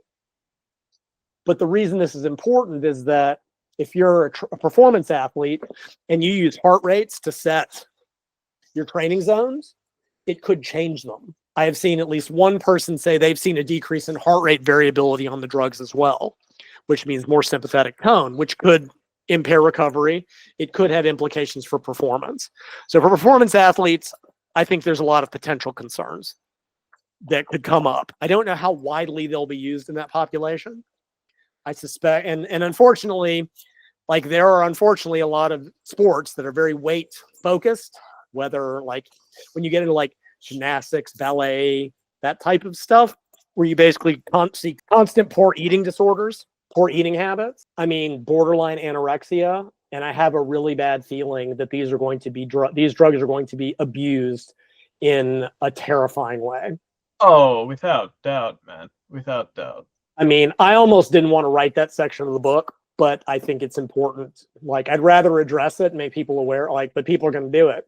Gymnasts are already trying to train 8 hours a day on an apple because their coaches are psychos, and this is going to make it a lot worse. I've already seen people make reference to you and your works on anorexia forums. Fantastic stuff. Glad to God, the pro-Ana subculture, which has been around since 2000s, is just awful. It's just awful. And these drugs are going to make that much worse. I mean, there's nothing that can be done. Like, it's going to, some of the stuff I've read, you know, the strategies that are used is going to be the new one. And it's awful, but you can't, unfortunately, fix that. So that's all, but that's all performance related. Then there's the physique sports, which are completely unique in a number of ways. One, I think, being the incidence of clinically diagnosable narcissism in the sport. No names mentioned. Just saying. I like how it's named plural. Yeah, I mean, like, look, it's just the nature of the sport. It's the same reason that people who front bands tend to be narcissists. To want to stand up on stage and be the center of attention, you got to have a little of that. It's not required, but it won't hurt, right? You don't see lead singers as introverts. They're the drummers. They want to hide them back, by and large. So you see, it's a sport that draws a certain personality type, but it's the only activity where the training that you do has literally nothing to do with your competition package, outside of two exceptions that I'm going to bring up for the semanticists, the pedantic assholes. I made that comment once 20 years ago. It's like, what about posing, Lyle? What about fuck you? Posing makes up a microscopic amount of the actual training. And assuming that they haven't decided it's not important to them, or that certain poses cause them excruciating pain, you can teach a monkey how to pose.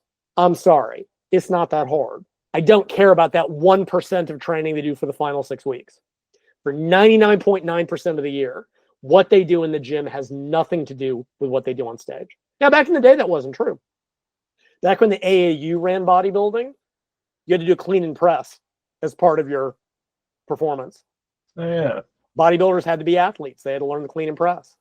And then IFBB took over with Weider, and that got thrown out. The only other exception that I'm aware of is in women's fitness, which was an early division that I don't think is very popular right now, but it has a 2-minute fitness round that actually has to be trained for. But I don't think it's that popular, because what happened in 2000s, especially when that first came out, you had a lot of athletes that had, whatever, it was almost, if you get bored, go look at old 80s aerobics competitions. They're hilarious. The 80s was awesome. Like, group aerobics competitions are amazing. They're hilarious. But that's kind of what the 2-minute fitness round was. But then it was just like, one-arm push-ups and fitness stuff. But then all the ex-gymnasts came out, and if you couldn't do gymnastics tricks, you couldn't win. So that pretty much eliminated the and you can't learn that stuff as an adult. It's very difficult. So I think fitness was really replaced by, 12 women's, whatever. There's bodybuilding, classic physique, figure, fitness, bikini, wellness, which is big booty bikini. I think there's so many now. But anyway, outside of that, the little bit of a posing requirement and the fitness thing, what you do on stage has nothing to do with your training per se, outside of its ability or inability to get you into the shape you need to be to win, right? That's it. Let's face it. Bodybuilding, essentially a beauty contest, and essentially it's a dieting contest. And people can take issue with that with me all they want, because they can be wrong. Because at a fundamental level, when you're judging an activity solely on appearance, that's a beauty contest. When you're judging it, when you have to reach a certain level of conditioning or you cannot be competitive, that's a dieting contest. I'm not saying size, symmetry, shape, lines, doesn't matter. But when push comes to shove, when the rubber meets the road, that's what physique is. The point of this all being a long way is saying that the issue of the side effects, also physique in general, has to get leaner than any other athlete.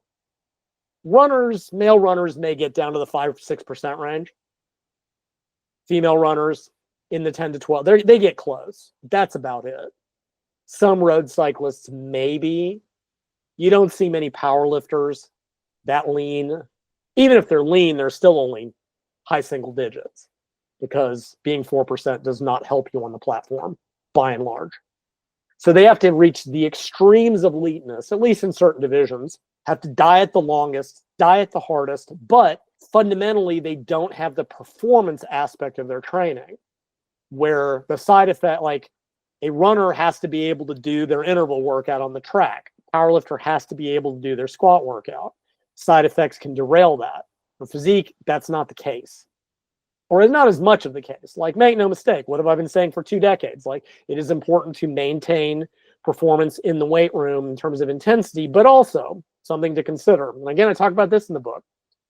It's the doping issue. I don't think most naturals would consider GLP-1 realistically. I think you're probably right about that. Yeah, like, I mean, whatever. You're ethical, like, it falls in, like, I don't know if it's banned by WADA for other sports either. And I don't know where, I mean, it would just be in the general category of appetite suppressants. And I mean, we all know that athletes have never been known to break WADA drug rules. I mean, we know sport is clean.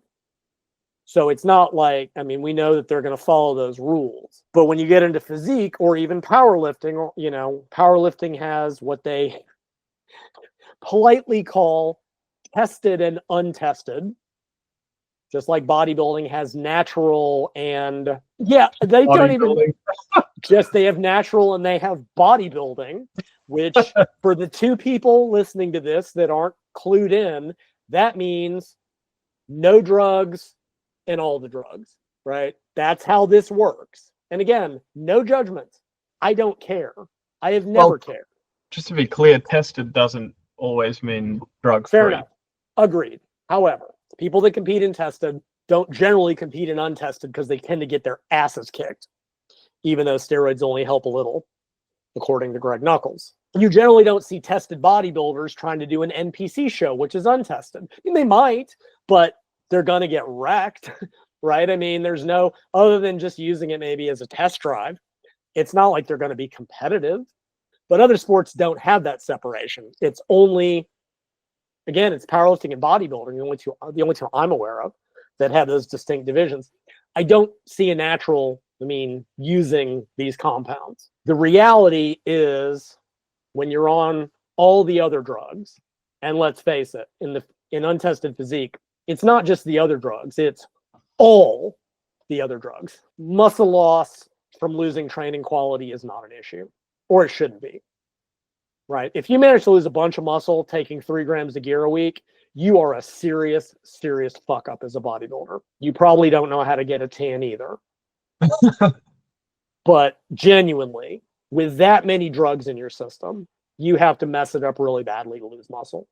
So it's not, there aren't as many issues. So if your performance is impaired a little bit because your stomach is full or gastric emptying or whatever, then it's not as big of a deal for that population, I don't think. So, but again, physique competitors, I think even more so, they have all these timing issues to consider because they're having to go get the leanest. They're having to diet the longest. If they start early enough, which some people insist on, needing 5 more weeks at the end of every show and never making that change. It's weird. Some people just, no pattern recognition, whatever that test you keep mentioning that nobody's ever heard of but you. Going to mention it? Sure. Nobody knows what the hell you're talking about. I don't know what progressive matrices. Yeah, I don't know what the hell you're talking about, but I'll just nod and smile. So like you have the same issues. Okay, what dose? Do we start at a baby dose and ramp up? Some of it, you know, again, if you're doing a 6-month prep, which is more of a natural thing, but I think even in the modern era, I dare say that we'll just call them untested to be polite. Bodybuilders are probably using proportionally longer preps than they used. Like back in the day, you'd hear about 12-week preps. But A, guys didn't get too fat in the off season, and B, they didn't have to be as conditioned as they are now. Right? Like if you took Arnold competing at 220 back in the day and took him to the conditioning level of guys now, he would have been 200 pounds. By the time you took off the last bit of fat and all the water, he would have been at least 10 pounds lighter, if not possibly more. So, I mean, trust me, I'm not clued in with the pro bodybuilding world. But I suspect they tend to start earlier, and it's always better to start earlier because you can always slow down a prep. It's much harder to speed it up. So, but you have to figure out, what dose do you start at? When does my diet get hard, right? If you know that it's not till month 3 of 6 that you really start to have trouble. Well, you need to be at an effective dose. You can't just start at month 3, because for all you know, it'll take 2 dose escalations to get where you need to be. You might have to start in month 2. You might start at month 1 at a baby dose escalate, but you won't know the first time through. Now, you should keep good records. Next time around, you'll know. But there's just too much individual variance. Now, I will say, based on an unbearably limited sample size, the lean athletes I know of that have done this don't seem to get the same side effects. I think for the reasons we talked about. They're coming in with a completely different dietary plan. Well, most are. I mean, some get their fiber from protein bars wrapped in tortillas and think Captain Crunch, which, as we commented earlier, Captain Crunch is not nearly as anabolic as Lucky Charms. I just want to put that out there. I'm a nutrition guy. Take my word for it. I'll find ones. It's the purple ones. Them in the yes, they are magically delicious, and they are magically anabolic. And it's true, they are anabolic, just maybe not in the way most of us hope. So, right. So, but the average, a good athlete, let's just put it that way, a good physique who's coming with a good diet, they don't seem to get the same negatives. I'm not saying they couldn't. What I've also seen, again, this is purely anecdotal, very few people, they seem to need lower doses on average. And I suspect that just represents complete differences, the fundamental physiological differences between lean individuals and individuals with overweight. The system is just working differently. And I suspect that will be more often the case than not. Again, I could be absolutely wrong, and I hope that anybody who's using these as lean individuals, whether physique athletes or not, please email me. I really want the feedback, because a lot of what I'm saying right now is speculation. There just haven't been enough people to use them. I know of one physique athlete who uses them, but he's neither lean nor someone who would want to talk with you. So. Okay. Fair enough. Yeah, right. I think we both know who he is. So, but I mean, there will be people using it. And I'll be curious to see how, like with every new drug in the physique community, early on it's just a crapshoot, and over time people sort of refine the strategies. But I think this one will be very individual in terms of dosing. This will also be a case, right? So in the book, predominantly I focus on liraglutide, semaglutide, and Tirzepatide, because for the majority of people, that's what's available. And again, I realize that athletes don't ever use things that aren't completely legal and approved. But if there's any group that is going to be able or is going to want to source Retatrutide, CagriSema, I've seen congruentide, the new stuff, that's who it's going to be. And there's far less data on this. I mean, I will still argue that semaglutide plus Clen will give in T3 will give you more than Retatrutide ever will, assuming you don't get side effects from semaglutide. Tirzepatide, depending on where you look, sometimes Tirzepatide and Retatrutide are about the same price per vial, but when you look at the dosing, the vials last very different. Like they're both about 4 times more expensive than semaglutide milligram, like when you dose it out. But that's neither here nor there. The reality is people love new stuff. Someone in my group was like, oh, I know someone and their coach, they're just starting their first bikini prep. They're like, oh, and their coach said, get on Retatrutide. Genius stuff. Just jump straight to the nuclear option before you figured out anything about what works for them. Just genius stuff. But that's the subculture. So yeah. But then bodybuilders also have that issue, peak week, where you have to carb up. So you have to figure out, and you also don't want, if the drug is still impacting gastric emptying and you're on a lot of solid foods, well, your gut will be distended. I mean, even more so than the pros currently, guts are distended. And maybe it won't show up. Maybe with the GH gut and the bubble gut, it won't show up in the first place. Or, take Mike's approach, the image you used in the screenshot of our Greg Doucette thing. If you got no abs in the first place, then doesn't really matter. Just go in without actually having abs and you don't have to worry about this. But the point being that these are all considerations. And again, you kind of won't know until you get there. So you might have to take the drug out or take your last dose on a Friday, it'll clear about 50%. But if your hunger comes raging back and you blow your diet 2 days out, like, these are things I can't answer, because it's going to depend on the individual, and it will take a little bit of experimentation in terms of figuring out the timing. But again, keep records the first time through. But it's like anything, right? Peak week for every athlete is a little bit of a crapshoot the first time through. Keep good records until you dial it in. And this just adds another variable that that will have to be factored in to and maybe carving up on liquids. That will be the solution, and also avoid the issue with gastric distension. Go to, low fiber, easy to digest. Like I said, after 20 weeks, some of the gastric emptying stuff goes away anyway. So this might be a non-issue, but we won't know till a lot more people have used it. And I don't think it'll take that long. This will be the new, like I said, this is the new hotness, except for the people who thinks that's just one drug too many. The first 12 were fine, but this is just one drug too many for the polypharmacy of untested bodybuilding.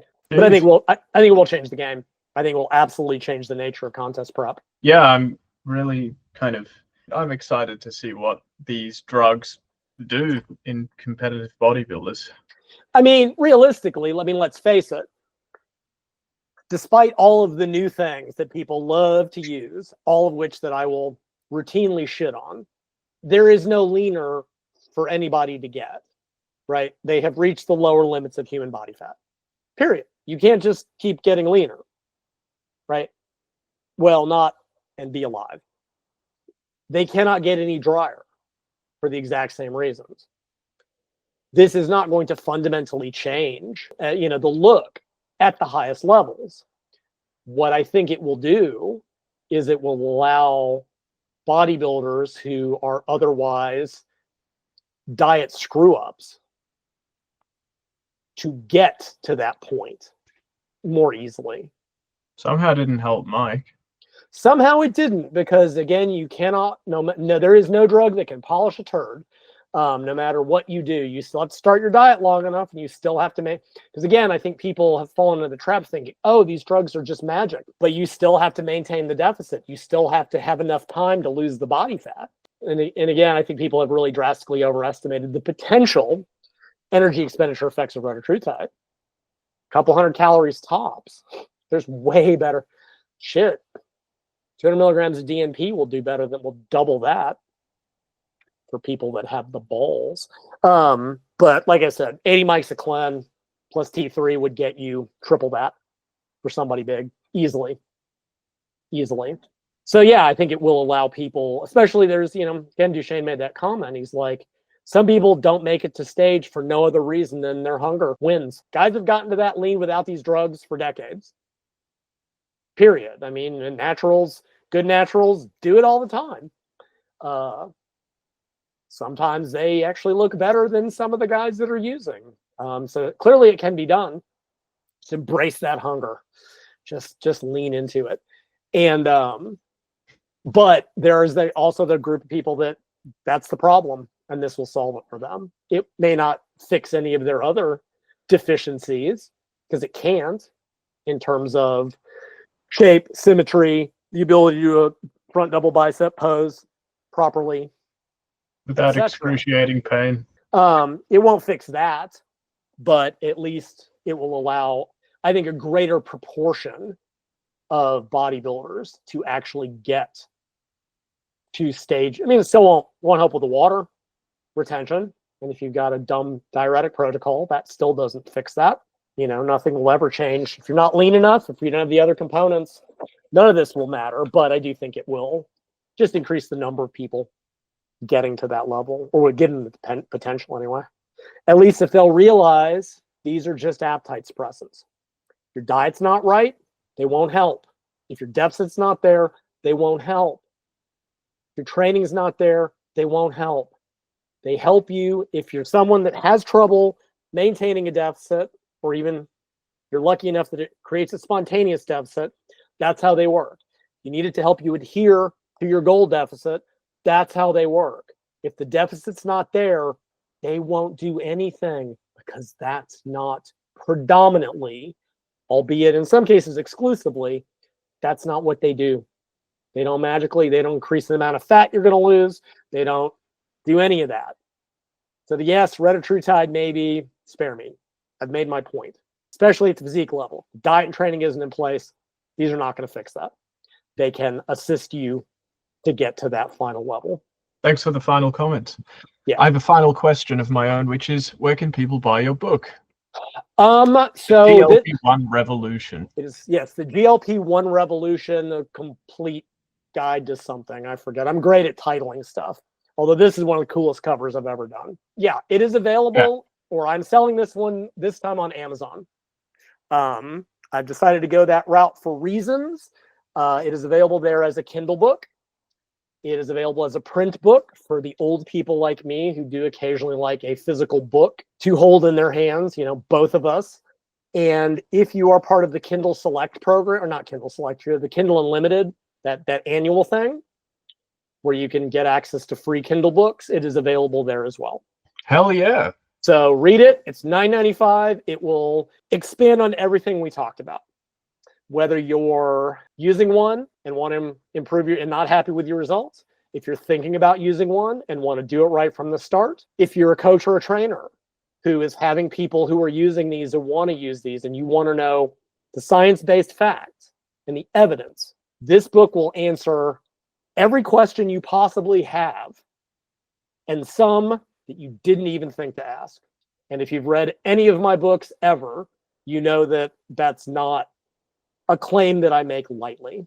The way you're selling it, I wouldn't be surprised if it ends up on Mike Israel's bookshelf. Yeah, he'd never admit to it. Maybe someone can buy him a copy, just like they need to buy him a copy of Sumi's book. I mean, I've talked to people, I know a couple physicians that are using this. They've been using this clinically with people, and I've talked about this with them in Zoom, and stuff that I've even talked about in this podcast and discussed in the book, they aren't even aware of it. The variability issue, nobody's talked about that. The fact that women lose more. Anybody listen to this? Have you seen anyone else mention it? The mechanisms, the VLCD studies? And I will say, just to truly tie it in with our other one, because of course I did. The way they said the VLCDs in those studies was terribly suboptimal, because they always are. So there's a separate chapter on how to use GLP-1s with rapid fat loss. Because if you want the best results, I guarantee you, so if I could put someone on RFL plus a GLP-1 for an entire year, as a client I had already did, they would lose more fat than the most potent GLP-1 currently available. They would lose probably triple what semaglutide does, double what Tirzepatide does, and it would be close or slightly superior to Retatrutide. Yeah, it would be tremendous. I mean, the early studies on PSMF, they would see like 75 pounds over the span of a year with PSMF alone. The problem is her maintenance. Yeah, and the GLP-1 is basically just there to improve adherence. Correct. It makes sticking to the diet trivial, especially because as you're dieting, you'll have to edit this back in since my other final point was the better one, is, okay, the first 12 weeks of RFL, especially if you're carrying a lot of excess body fat, is easy. And that's when it starts to get tough for people. Well, if you introduce the GLP-1 right then, right about the time things are starting to get hard, the GLP-1 will be reaching an effective dose, and it will make staying on it in the long term a snap. Is that it? Yeah. Awesome.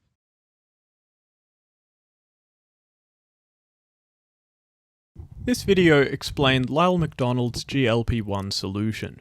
Although we tried our best to be comprehensive, there really is no substitute for Lyle's book. He was generous enough to send me a copy, and it really was a great read. And so if there are any remaining items of curiosity, then Lyle's book would likely clarify them. Failing that, you can also go to Lyle for an online video consultation.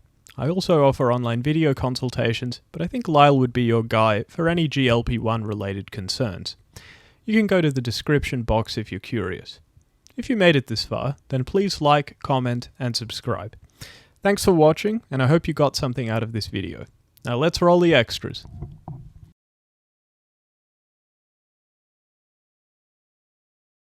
I want to tell you something you'll find hilarious. So, you know how you made that post about your GLP-1 book? Well, the teaser, basically. Yeah, you didn't. I'm doing one every day this week until it drops on Friday. Whoa, nice. That's smart.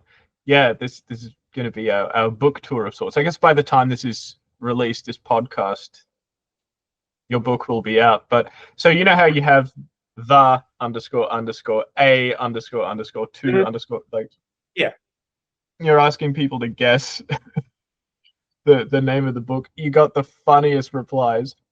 How about this? The Perfect Tan, a comprehensive guide to not fail bodybuilding and not contradict yourself. Yeah, I mean, yes. Many people have gone down the tanning route, and I've just said, yep, 242 pages about tanning, including a special appendix for people with physiologies. That's mostly my Facebook group, but that doesn't surprise me. So, can I read another one? Yeah. The Israel Delusion, a holistic guide to becoming bigger, stronger, and smarter than Mensa. I like it. Yeah, awesome. That's funny as hell. Oh my god. That's funny as hell. Yeah, what I'm going to be doing, every post I've got, I'm filling in a couple words, but none that are useful. Right. Yeah, Stuff damn. Typical of my normal titles without giving anything away, because I think it's funny as hell, and I'm very easily amused. And on the last, because I'm a nerd, I went down the road of the Mad Hatter. And this is going to be, because again, I've probably been playing too much Batman Arkham Knight. So my final one, I don't think I can upload images, says, "O frabjous day, Kalu Calais, my newest book is out today. It will sell on Amazon. Did you guess what it is on? Swipe to the left, you will discover, for there you will see the cover. Swipe left again, I will present the full table of contents.